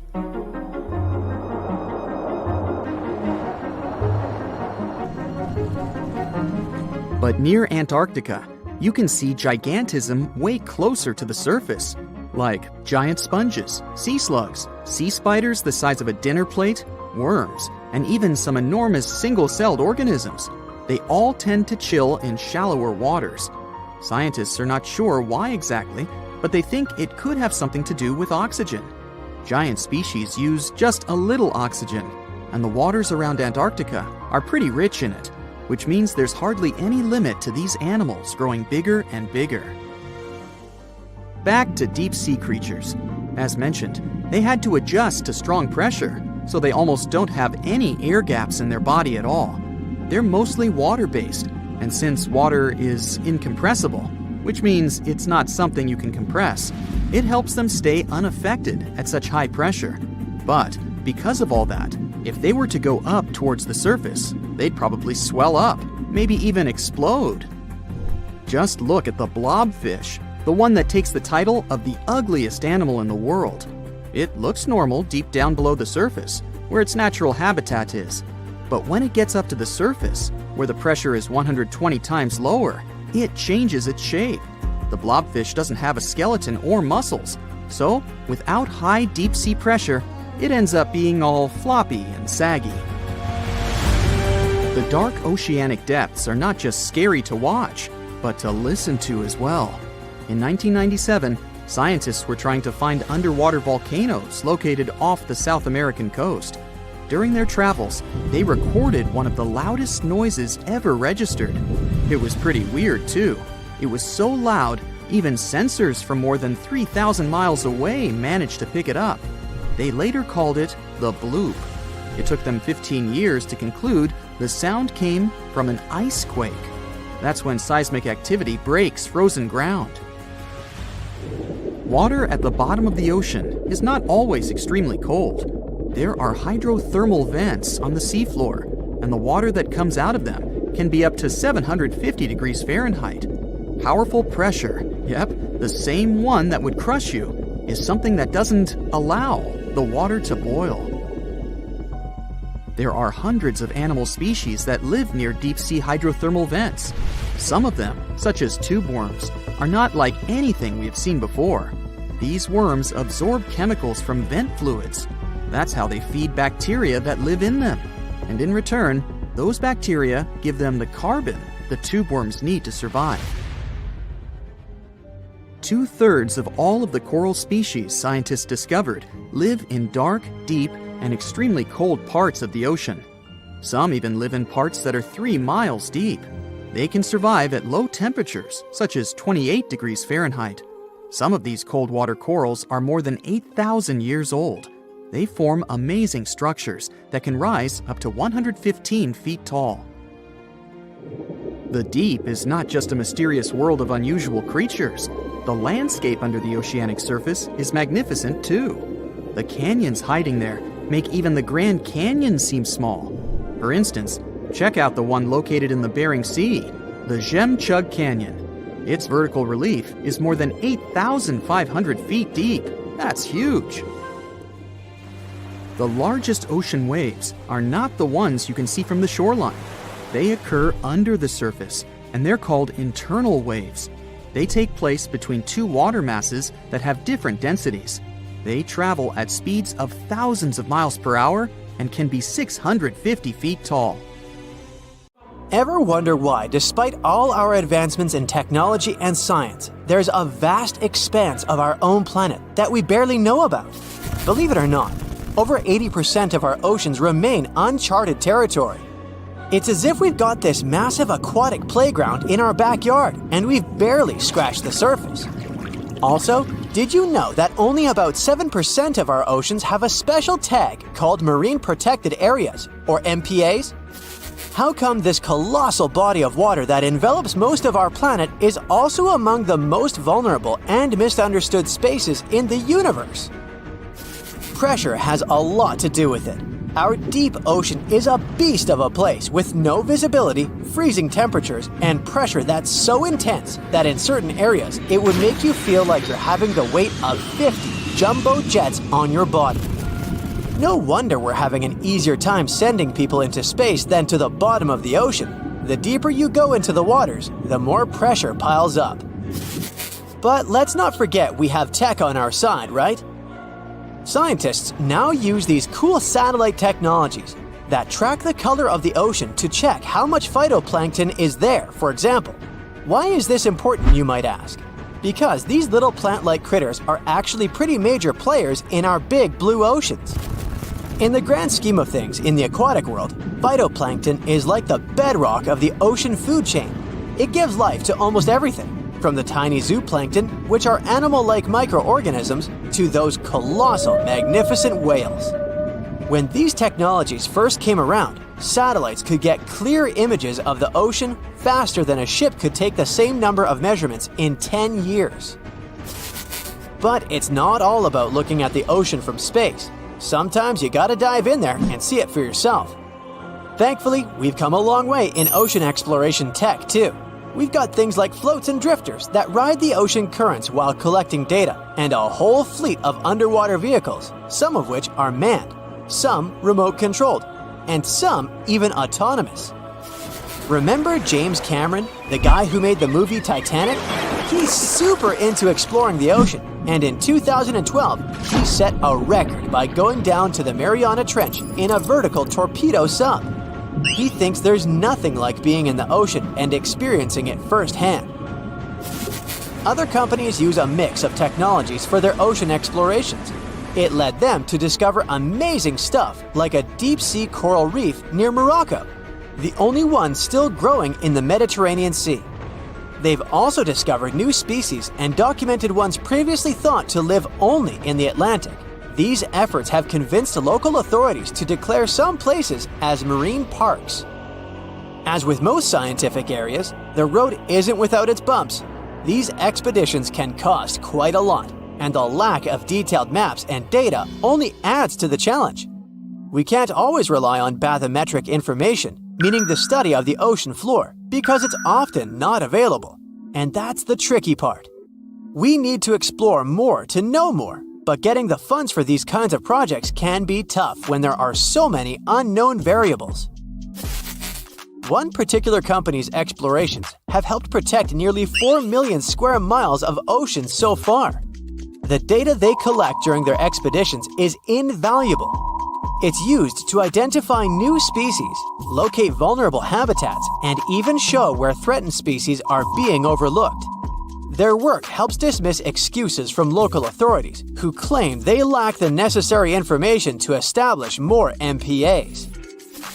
The same company supports a goal known as 30 by 30, aiming to protect 30% of our oceans by 2030. It's a big target, and there's a long road ahead, but ongoing ocean exploration can provide the proof needed to keep more of our oceans safe. We also need to set aside areas for protection and research, even when we don't have all the facts just yet. On that note, some cool scientists have recently stumbled upon a gigantic and mysterious world beneath the Pacific Northwest coast's ocean floor. The best part is, this massive realm of life is pretty much cut off from the rest of the world above, making it like a secret underground club that only the best microbiologists have access to. Picture an active city, except the city is microscopic cracks in the basalt rocks of our oceanic crust, and its residents are microbes. These tiny creatures aren't like you and me. They don't rely on sunlight or the organic products of land and water ecosystems for sustenance. Instead, they thrive on chemical reactions with rocks and seawater. Scientists call this type of life chemosynthetic, which sounds complicated, but it basically means life sustained by chemical reactions. While this sort of life has been found deep in mines and around seafloor hydrothermal vents, the scale at which these creatures are found under the oceanic crust is unprecedented. It might even be the most extensive ecosystem on Earth. A geomicrobiologist from Denmark was part of the team that made this discovery.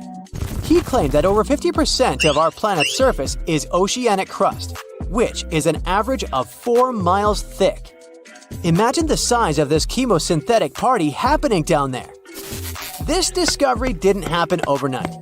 Since the 90s, scientists have found weird tiny holes in the basalt rocks that make up much of Earth's outer crust. They seem like they might have been made by bacteria, but hey, there was supposed to be no life there.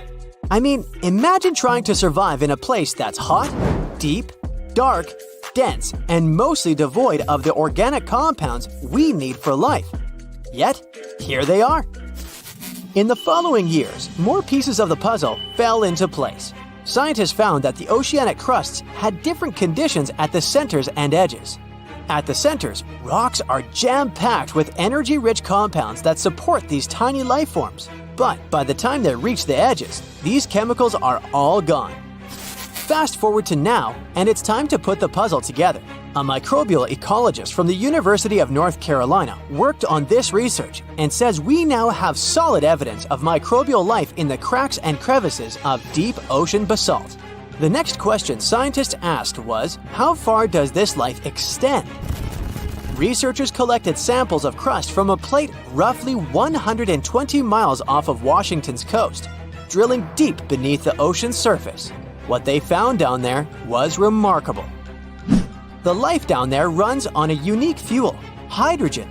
Yep, in the absence of sunlight, hydrogen provides the energy for all their biological processes. These microbes use hydrogen to transform carbon dioxide into organic matter. This matter and other byproducts, like methane, then fuel other organisms, creating a network of life. Of course, the life down there isn't as complex as the one we know up here.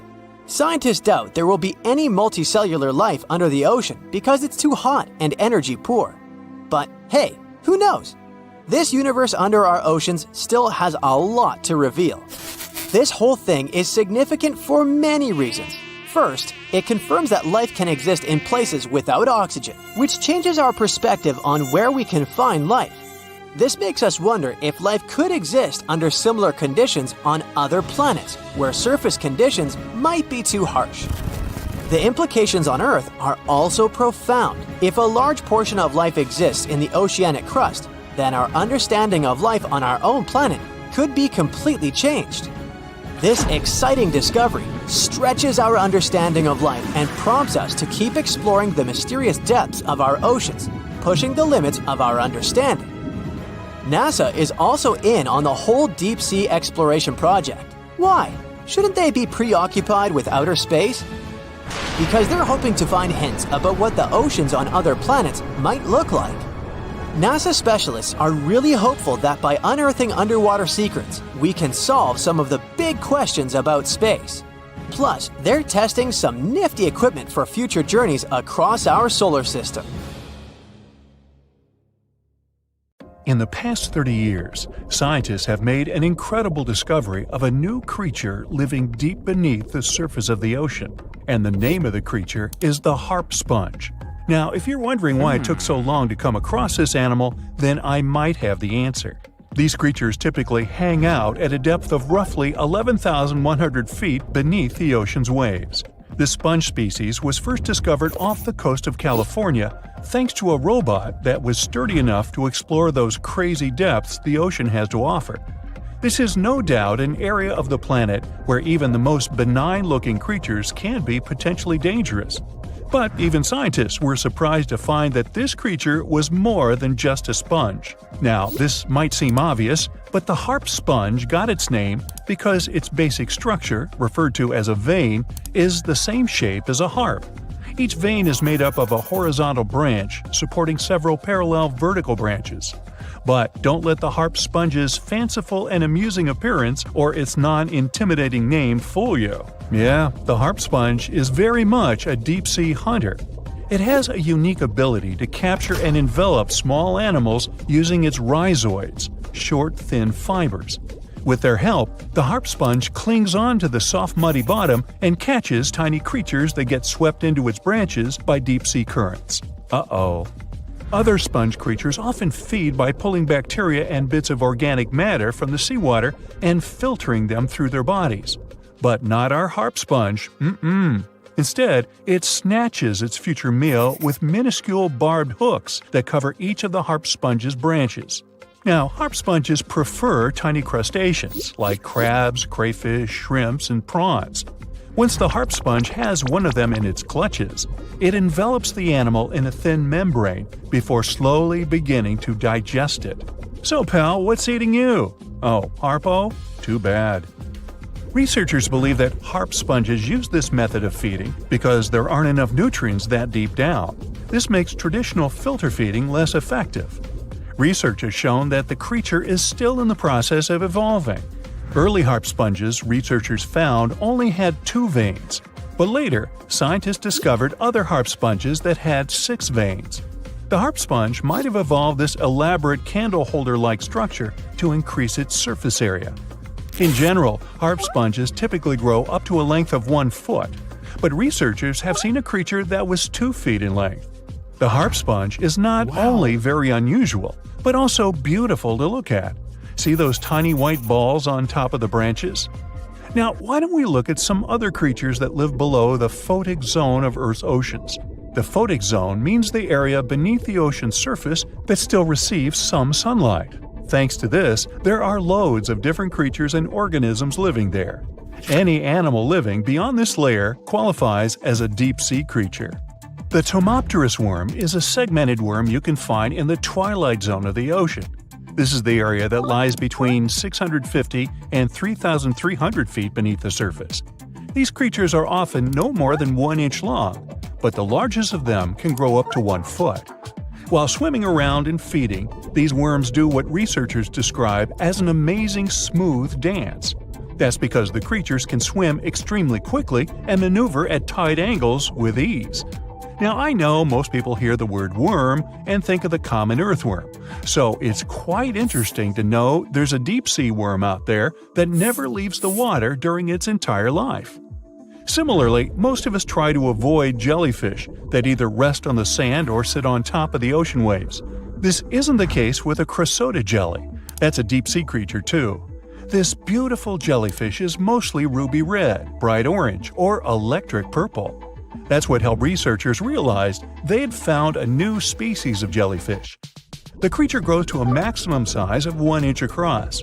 It has tentacles that stretch out in every direction. Now, if you come close to this jellyfish, it'll pull all these tentacles in toward its body before rapidly swimming away to avoid danger. Yes, you are dangerous. The chrysotid jelly is extremely rare. You won't see it very often.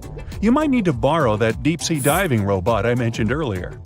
While worms and jellyfish might seem quite harmless, this isn't the case with the Pacific viperfish. Ooh. This creature is equipped with a noticeably big mouth, like me, and the needle-like teeth inside are key to its hunting strategy. Pacific viperfish live at around 5,000 feet below the ocean surface, but they're among those numerous marine animals that migrate each night from the ocean depths toward shallower waters to dine. What's on the menu for dinner tonight? Lots of small fish and shrimp. The creature can grow up to 12 inches in length. Its 2 front fangs, which stick up from the fish's bottom jaw past its own eyes, are especially dramatic. When the fish unhinges its jaw, its mouth can open wide enough to engulf smaller animals, and the teeth form a cage to prevent an escape. Now, have you ever seen an underwater creature that looks like a strawberry? Trust me, it does exist. Just look at these dots on the strawberry squid. The creature has a big eye and a smaller one. You might think this unconventional pairing would be awkward and uncomfortable, but it's actually the opposite. The big left eye looks upward. It spots shadows cast by other animals in the dimly lit waters above. The eye's tubular shape helps it collect as much light as possible. On the other side of the squid's head, you can see its right eye. It's small and looks downward. This eye searches for flashes of bioluminescence produced by animals lurking in the darker waters below. Now, bioluminescence means the production and emission of light by living organisms. By the way, the squid has a nickname. And no, it's not Squiggy, although that's a great one. It's known as the cockeyed squid. This is simply due to the remarkable difference in size between its 2 eyes. I think I like Squiggy better, and so it goes. Since light doesn't reach the deep sea, the strawberry squid's body actually looks black. This helps the creature hide from enemies, such as sharks and dolphins. In general, the strawberry squid grows to a length of 5 inches. It typically lives around 3,000 feet below the surface, but floats to shallower waters at night. Now, the feather star is a marine creature without a backbone, but with feather-like arms that radiate from the center of its body. These creatures first appeared around 200 million years ago. Related to sea stars, they look like a flower, but if you approach them, they'll quickly swim away. But not all feather stars can swim. Many species can only crawl along the bottom of the seafloor. Like some of the other deep-sea creatures we've looked at, the feather star can adapt to its surroundings. It has a creepy ability to shed its arms, the same way some lizards can shed their tails. This also helps them escape from their enemies. Feather stars live all across the globe, from the equator to the poles, from the shallow waters on top of reefs to the deep, deep sea. Now, given that we're dealing with mysterious creatures, the name of this one is quite fitting. The swift vampire squid should be the official symbol of life in the deep sea. The animal has a dark red body, huge blue eyes, and a cloak-like web that stretches between its 8 arms. This, along with its name, may suggest that the creature is some form of a terrifying hunter. In reality, though, the vampire squid is a soft-bodied, timid creature, about the size, shape, and color of a football. It grows to roughly 12 inches in length and lives 3,000 feet below the waves. There's almost no oxygen there, but also relatively few predators. Whew, I think I'll need to decompress from this one. How heavy is the largest living snake? How can a snake eat a whale? Get ready, I'm about to answer these questions. Before the last ice age, giant mammals like mammoths ruled the world. The modern animal kingdom we're familiar with was shaped around 55 million years ago. I mean, there were still 1,000-pound bear dogs living from Asia to America. But modern whales, for instance, began to appear later. I'm saying modern whales because, surprise, surprise, whales weren't always fully aquatic.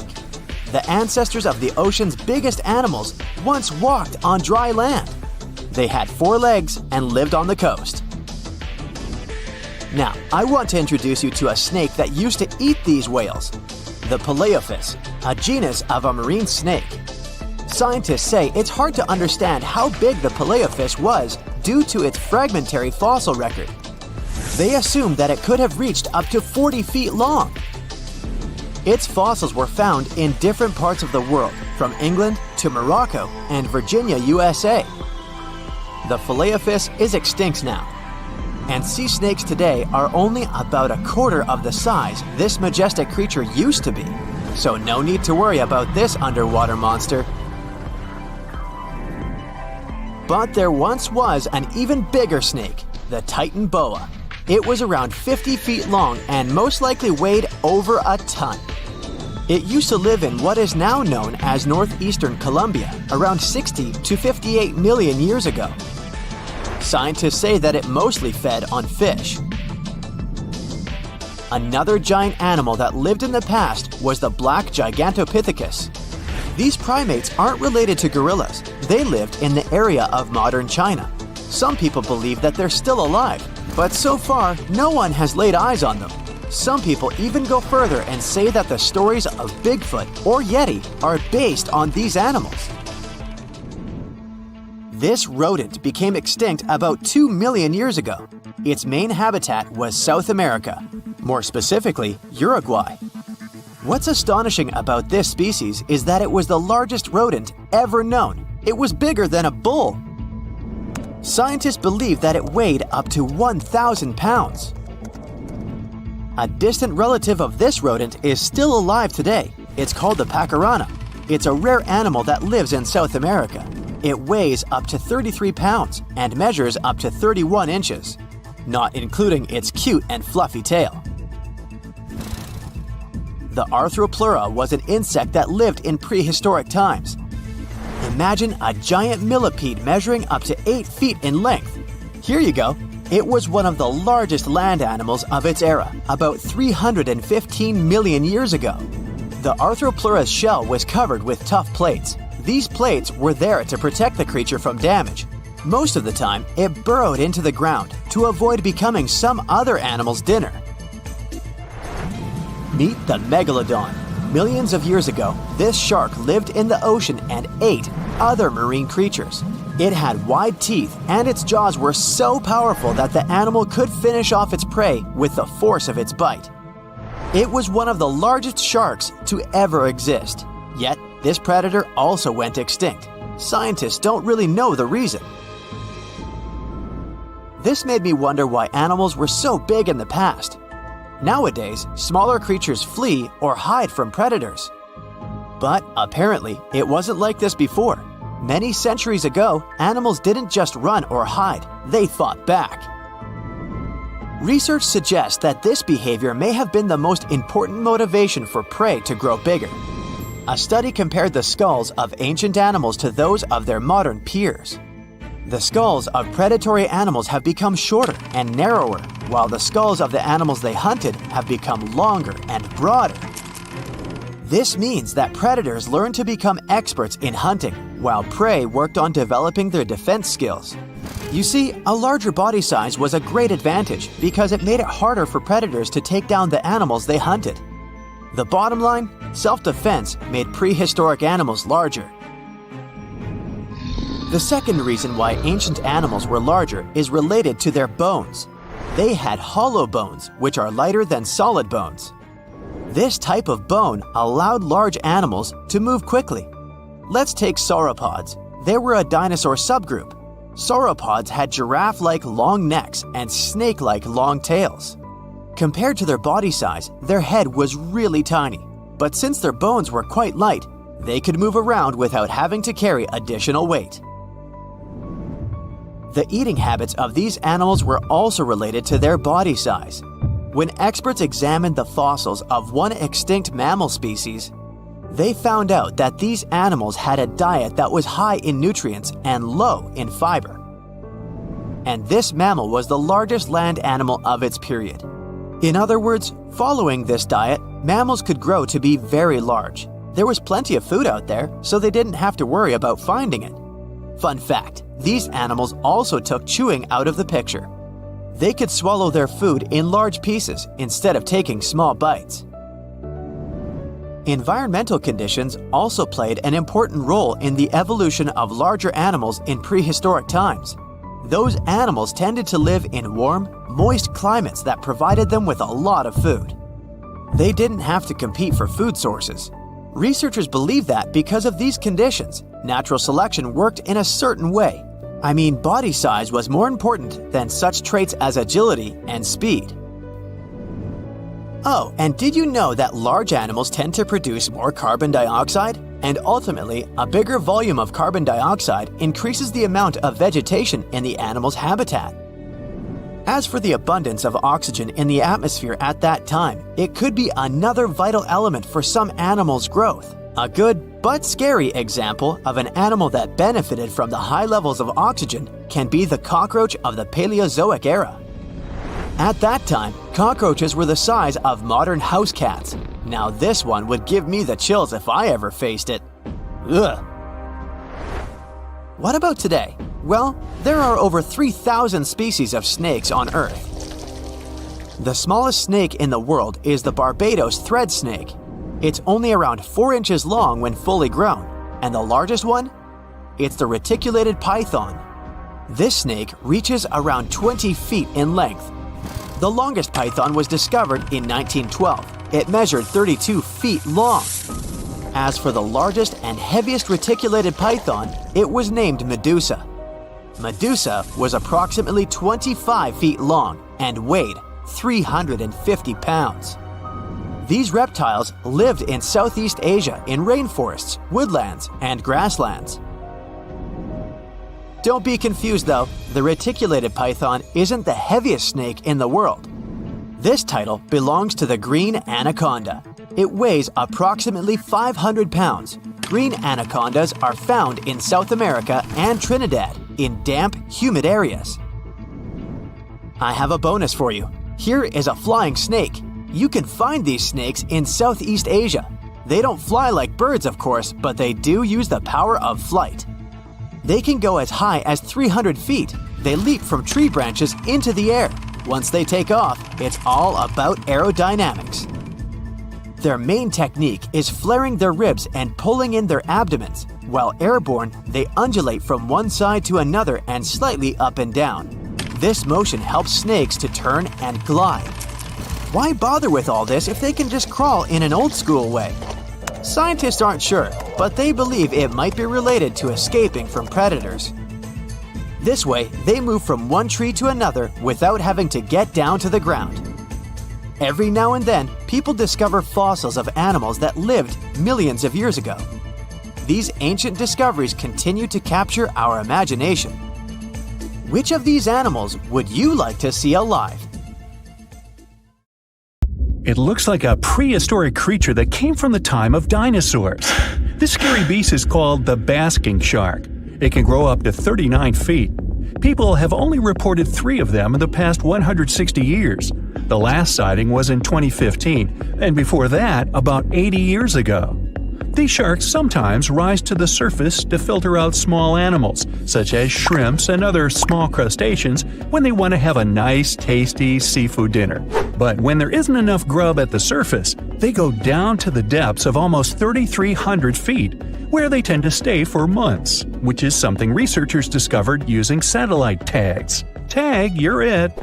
Now, basking sharks like to spend their time in more temperate waters, but they can migrate long distances. They live across the globe, but in warm tropical or subtropical areas, they won't go near the surface because they're not fans of high temperatures. The lion's mane jellyfish is not that rare, but it's fascinating how large it is. It's the biggest among jellyfish species and the longest animal. Its total length can reach 120 feet. That's approximately 23 feet more than the longest blue whale scientists know about. The jellyfish has around 70 to 150 tentacles, and they all contain huge amounts of neurotoxins that can seriously harm you if you come in contact with the animal. But people don't usually come across this type of jellyfish because it rarely lives near the coast, preferring the open ocean. Generally, you can find the lion's mane jellyfish no deeper than 65 feet below the surface, where it dines on small fishes, zooplankton, and some other types of jellyfish. It uses its tentacles to catch its value meal. Hey, you want fries with that? The giant phantom jelly comes out of the darkness and depths of the ocean's midnight zone. Its sun hat-shaped bell reaches over 3 feet across. This bell trails 4 ribbon-like mouth arms that can be up to 33 feet long. This quite rare creature uses its mouth arms to catch unfortunate animals swimming around and not knowing what's coming for them. Giant phantom jelly propels itself through the water with periodic pulses coming from its orange head. It glows faintly and mysteriously in the pitch-black depths. It lives across the globe in all the oceans except for the Arctic. I'm guessing it's too cold. Because of its odd shape, people often call the oarfish the dragonfish or sea serpent. It's about 26 feet long, which makes it the longest bony fish we know about, and lives at depths of 3,300 feet. Oarfish spend most of their time in the deep, dark parts of the open ocean in tropical and subtropical areas. They almost never come to the surface, unless, invited. It's a ribbon-shaped and shiny silver creature with a long red dorsal fin and red oar-like pelvic fins. Its body has no scales and is very thin. The fish can grow to a length of about 30 feet and weigh 660 pounds. Oarfish have really big eyes that help them see better in their dark, scary surroundings. The frilled shark is definitely one of the gnarliest-looking marine animals out there. If you saw it somewhere, you'd probably think you went back to the age of dinosaurs. Yup, the frilled shark is a prehistoric creature because its roots go back 80 million years. This living fossil can grow to be 7 feet long. It got its name from its frilly gills.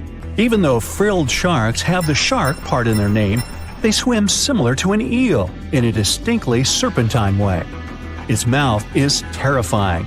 Similar to the maw of the great white shark, it has 300 trident-shaped teeth lined in 25 rows. Hey, come a little closer, huh?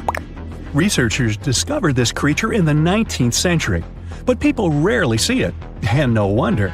It usually lives at depths of between 390 and 4,200 feet. Most of the time, the frilled shark feeds on squid, swallowing them whole. Its long jaws allowed the frilled shark to gape extra wide and swallow animals half as long as its entire body. Goblin sharks are very rare. Researchers have spotted fewer than 50 of them in more than 120 years. But maybe that's for the best, since we're talking about a pretty scary fella with a narrow snout and sharp teeth. It's also capable of thrusting its entire jaw outward when it wants to catch something. Sounds familiar. As it's lurking through the dark depths of the ocean, a goblin shark sees a small squid that looks quite yummy. The dangerous animal inches toward the squid. When the poor creature notices the predator, it tries to dart away, but it's too late. The shark has already thrust its jaw the whole 3 inches out of its mouth. This jaw is connected to the flaps of skin the shark can unfold. This helps a lot because the goblin shark is a sluggish animal, so it's pretty hard for it to chase its food. After finishing its lunch, the goblin shark puts its jaw back in its mouth and swims away as if nothing's happened. Goblin sharks mostly live at the bottom of the ocean. Like many other shark species, they prefer swimming alone. Here's a silver-colored creature with very rough skin. That's the ocean sunfish, with a total length of almost 11 feet. Its other name is mola. The ocean sunfish is the heaviest of all bony fish out there. People sometimes call it a swimming head because of its bizarre appearance. These creatures have such a weird shape because they're born with a back fin that never actually grows. It just folds into itself as the animal matures and creates a rounded rudder. The sunfish is a bit clumsy. It moves with the help of its mighty fins that allow the animal to swim on its side. This marine inhabitant is a solitary creature. It mostly feeds on zooplankton and jellyfish. The spotted wobbegong is one of the world's rarest sharks. It grows to be more than 10 feet long. It may not look as terrifying as some of its shark relatives, but it's pretty good at catching unsuspecting animals swimming past, mostly during the night. The animal has a spiracle, which is why it can breathe while staying still at the bottom of the ocean. It's motionless most of the time, which is why you can barely notice it. Its flat body and large pelvic and pectoral fins blend in with the underwater terrain. That's why they're so good at hiding. This ability helps when these sharks want to protect themselves too. Wobbegong means carpet shark. They usually live close to the ocean floor in coral reefs, on sandy bottoms, and under piers. People have even spotted the shark in the water that is barely deep enough to cover its flattened body. Now, blobfish lack teeth and bones, so they can't actively hunt. Since they don't have much muscle mass, they can barely move around. Hey, I had a roommate like that once. They get their energy from animals they scoop up from the seafloor. They also know how to conserve this energy. That's how it usually goes with deep-sea creatures. They don't have as much food as those animals that swim closer to the surface. Instead, they have special body mechanisms that allow them to save energy for the times when they don't have much to eat. Pressure at the depths where the blobfish lives is 120 times as high as that at the surface. That's why the bizarre creature looks like a weird gelatinous mass only when you bring it up to the surface. The pressure here is not strong enough to keep its body together. Hey, breaking up is hard to do. The white margin stargazer could compete with the blobfish for the title of the ugliest animal in the sea, don't you think? Now, this animal has eyes on the top of its head, together with an upward-facing mouth which the creature uses to hide itself in the sand. That's where it spends most of its time, with only its eyes protruding from the sand. It chills this way until some small animal passes by. It can lunge at its target incredibly quickly, literally within milliseconds. This creates a vacuum in the water that pulls in a crab, fish, or some other small, unfortunate animal. Another tactic involves venom. This fish has a venomous spine in its shoulder blade that helps with catching other animals and defending itself against enemies. Even though it's not related to the electric eel, the white margin stargazer can generate an electric shock as powerful as 50 volts. Ow! The deeper you go, the creepier they get. You're about to travel to the darkest ocean depths and check whether this claim is true. Are the creatures living there as scary as people think? You go 120 feet down underwater. Pay close attention to the bottom under your flippers. Oh my, what's that terrifying face half hidden in the sand? That's the northern stargazer. You can meet this fish in the eastern United States. It buries itself in the sand until unsuspecting prey gets near. Then, the nightmarish creature electrically shocks the poor animal and dines on it. You are moving deeper to 240 feet under the surface. That's where you spot a colorful, puffy creature, no more than 1 foot long. It's the sarcastic fringehead. At first, the fish seems to be harmless. Only unless it's provoked. When this animal is agitated, it opens its huge mouth to fend off predators. This defense tactic is a sight to behold, both surprising and frightening.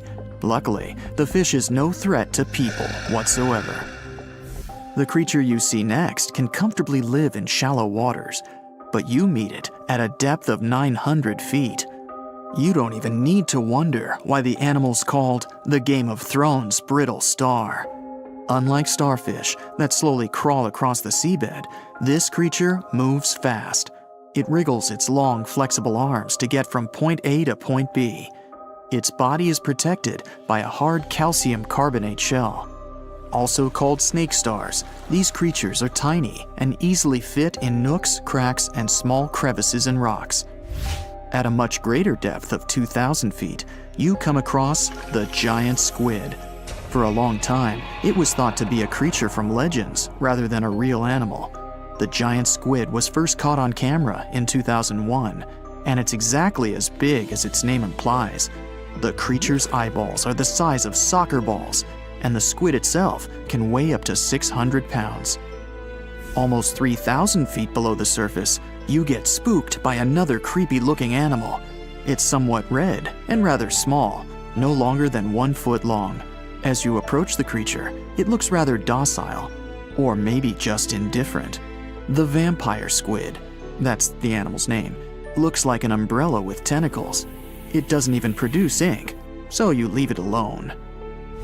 Soon after that, at a depth of 3,200 feet, you meet the cookie cutter shark. This creature is a parasite. It attaches itself to big fishes, dolphins, whales, and sometimes even people. Then, using its neatly arranged serrated teeth, it gouges out cookie-sized pieces of meat. This nasty glowing animal doesn't grow larger than 20 inches and lives in the ocean twilight zone. At a depth of 3,300 feet, the light becomes a rare and valuable thing. The animals living that far away from the surface have to evolve unusual features to survive. That's how the barrel-eye fish ended up with a transparent head and two super-sensitive barrel-shaped eyes.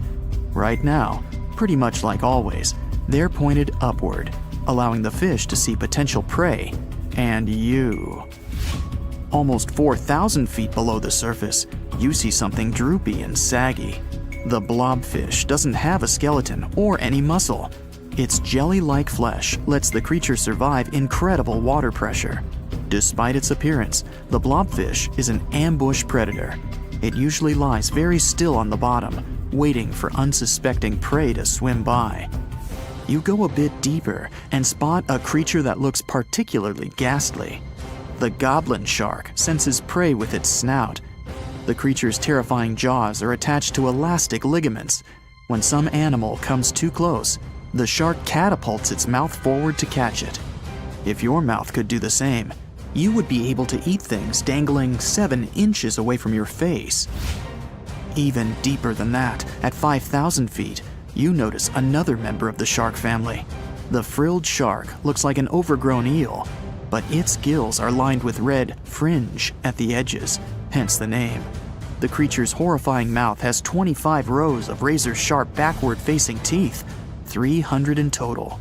The shark prefers to hover in the water, waiting for its prey to come closer. Then, it charges at it like a snake. Suddenly, you see something glow brightly like an electric bulb. But after coming closer, you recoil in horror. The creature looks like an upgraded eel equipped with oversized teeth. That's the deep-sea dragonfish that can live at a depth of 6,000 feet. Chemical processes going on inside the fish's body produce an eerie red glow. This glow is used to communicate with other fish. At the same depth, you meet another deep-sea inhabitant. Its most prominent feature is its huge mouth. Thanks to it, the gulper eel can swallow its prey whole. Its stomach can expand to a terrifying size when it needs to fit something large. At a depth of 6,600 feet, you come across an angry-looking creature with a fishing rod over its head. It's the deep-sea anglerfish. The animal has an unusual dorsal spine, even though it's worn only by females. It protrudes above their mouth and has a lure on its tip, some luminous flesh that baits prey.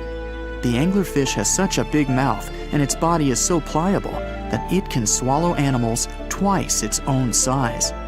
You're 7,000 feet down when you see another fish that's glowing in the dark. The black dragonfish is a sly creature. It has its light-producing organs arranged along its belly. The spooky creature also has gleaming flashlights next to its eyes. They help the animal find prey and attract potential mates. At the same depth, you also spot an enormous pill bug. But unlike the critter you can find in your garden, this one is at least 20 inches long. That's the giant isopod, and it is, indeed, related to the roly-poly, as well as crabs and shrimps. These creatures may look somewhat scary, but they're harmless. They feast on other deep-sea animals only after those have passed away. At a depth of 13,000 feet, you notice the ocean floor has become a bit fluffy. That's because it's covered with zombie worms. These creatures rarely grow to be more than 2 inches long, and still, they can break down fairly large animals, so strong the acid they produce is. The worms' feathery appearance makes them look like plants, but the truth is, these creatures munch on rock-hard bones of the world's largest animals, such as whales. The grid-eye fish almost scares you out of your mind soon after that. This creature has a pair of large greenish oval plates on the top of its head and no eyes whatsoever. Experts believe that these bony membranes detect light coming from predators, saving the fish's life. You're now 3 miles down below the surface. And that's where you spot something bizarre on the bottom. It's definitely a fish, but it's standing on the ocean floor on 3 long, rigid legs. Ah, it's the tripod fish. Curious rather than scary. This creature has adapted to the almost complete darkness by giving up on its vision. It has to rely on vibration and touch to sense prey. And then, the fish uses its fins as hands to transport food directly into its mouth. You don't have time to go any deeper before you spot the faceless fish. This slightly off-putting creature has no eyes, and its mouth, smiling a Mona Lisa smile, is underneath its body. For the first time, the faceless cusk, which is the creature's official name, was seen more than a century ago. The next time it happened was only in 2017. Once you've reached a depth of 6 miles below the surface, you see deep-sea cucumbers. These bizarre creatures are much bigger than their shallow water relatives. They spend most of their time on the sea floor. But if they need to escape predators, they are able to swim away. Deep-sea cucumbers have bright purplish coloring, tiny feet, and tentacles that surround their mouths. Cute. The question is, why do these deep-sea creatures look so scary? Life is very different there, at the bottom. Tremendous water pressure, a lack of food, and constant darkness. You have to adapt to survive in such extreme conditions. The deep sea is not all about singing mermaids and dancing crabs. It's actually filled with monster-like creatures that'll give you nightmares. So, if you're ready to meet them, grab your scuba gear and let's dive into the deep, mysterious waters to discover their fascinating and scary world. With its menacing appearance, one could call this fishy the vampire of the sea. Well, named for their disproportionately large, razor-sharp fangs protruding from their mouth, fangtooths are actually quite small and harmless to humans. These choppers are actually more for catching prey than causing trouble, so there's no need to panic if you see one. And you'll be even more relieved to know that it's kind of unlikely for you to come across a fangtooth, since they are among the deepest living fish. A regular day in the life of a fangtooth looks like this. By day, they prefer to remain in the gloomy depths. Me too, fishies, me too. It's only towards the evening that they migrate toward the surface to have a feast under starlight. Ah, how romantic. And by daybreak, they return to the deep. What a chill schedule, am I right? So, as you can tell from their daily routine, fangtooths are among the more active deep-sea fishes. And by that I mean they seek out their food rather than just sitting and waiting. And thanks to their oversized teeth and mouth, hey, I can relate, they're able to attack prey that are even larger than themselves, which is very important in the very large, food-poor deep sea. Fitting to their environment, common fangtooths are dark-colored, either solid brown or black. And unlike most deep-sea fishes, they do not have light-producing organs or cells to communicate with each other or to attract their prey. Instead, they rely heavily on their sense of smell, in addition to making use of even the slightest bit of sunlight that makes it down to the depths. This light doesn't help them to see in any way, but it may be enough for potential prey to cast a shadow as they pass overhead, which lets fangtooths know they're around. Now here's one hilarious fun fact before we move on to the next creature. Fangtooths can never close their mouths because of their huge mouths and long teeth. But you know what? I would bet maybe $500 that my orthodontist would claim he could fix that too. Our next horrific deep-sea animal is as real as a kraken can get. Giant squid, which actually did inspire the legends of the kraken, live up to their name. The largest one ever recorded by scientists was almost 59 feet long. It also probably weighed nearly a ton. You would think such a massive animal wouldn't be hard to miss, but since giant squid live deep underwater, they are difficult to come by. Giant squid, along with their cousin the colossal squid, yep, they are different, have the largest eyes in the animal kingdom. They're somewhere around 10 inches in diameter. In other words, they are around the size of dinner plates. Peekaboo! Having such large eyes allows them to detect objects in the lightless depths of the ocean, where most other animals would see nothing. Nada, zippo. Giant squids have 8 arms and 2 long feeding tentacles that help them seize their prey.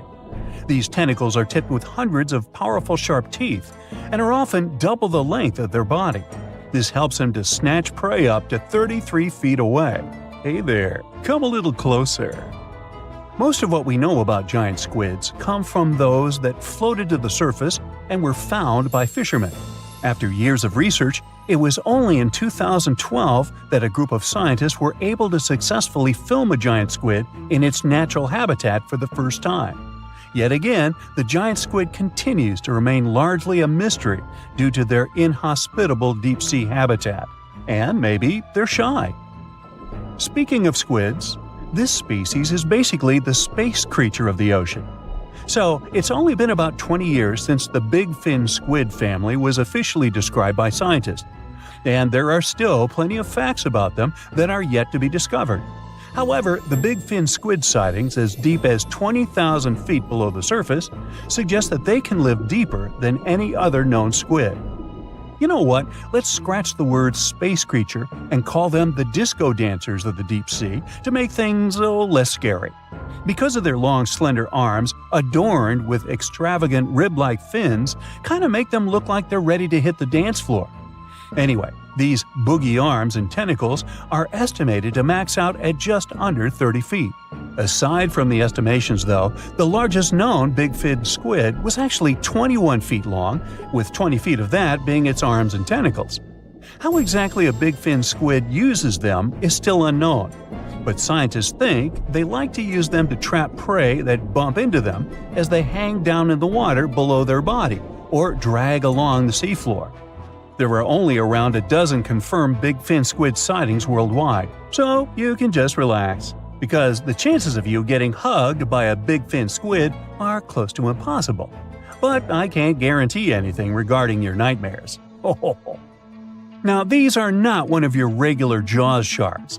Let's start with the most strange fact about a frilled shark. It's considered a living fossil because of its primitive anatomic traits. That actually makes more sense once you learn that this species has been around for 80-some million years. So I have both good news and bad news. Frilled sharks live in the open ocean and spend much of their time in deep, dark waters far below the surface. However, they do feed at the surface of the ocean at night. When hunting food, they move like an eel, bending and lunging to capture their prey. And they can actually swallow it as whole, even if it is larger than their own size. This is all thanks to their long and flexible jaws, which are equipped with 300 recurved needle-like teeth. Okay, I am somewhat freaked out now. Unlike the rest of the deep-sea creatures I've talked about, frilled sharks might sometimes accidentally get caught in nets. So if fishing is your thing, beware. This telescope won't help you see the stars and the planets. With its protruding eyes and elongated body, this little swimmer looks like it's wearing a pair of underwater binoculars, hence the name the telescope fish. Found in cold, deep tropical to subtropical waters worldwide, they're known to be the species that undergoes one of the most drastic transformations in fishes. When the first larva was described in 1954, it was believed to be a new species rather than the larva of a telescope fish that were known to science since 1901. Despite the fact that they are only around 6 to 8 inches long, they're able to latch onto snacks that are bigger than their own size. That is thanks to their massive and highly stretching jaws, making up most of the size of their head. These large prey are then folded in half to fit in their expandable stomach. In 1925, scientists found a 5.5-inch long fish inside the stomach of a 3-inch long telescope fish, which they described as neatly folded. Despite all this, their cylindrical tube-shaped eyes are still the most fascinating and bizarre features of telescope fishes. Their specific shape increases light collection to help them detect their prey's weak bioluminescence even from a distance. But although their eyes are good for seeing things in the twilight, they're especially great at seeing silhouettes from below. That's why they orient themselves vertically in the water. Now, I have to admit they look kind of cute if you ask me. Sort of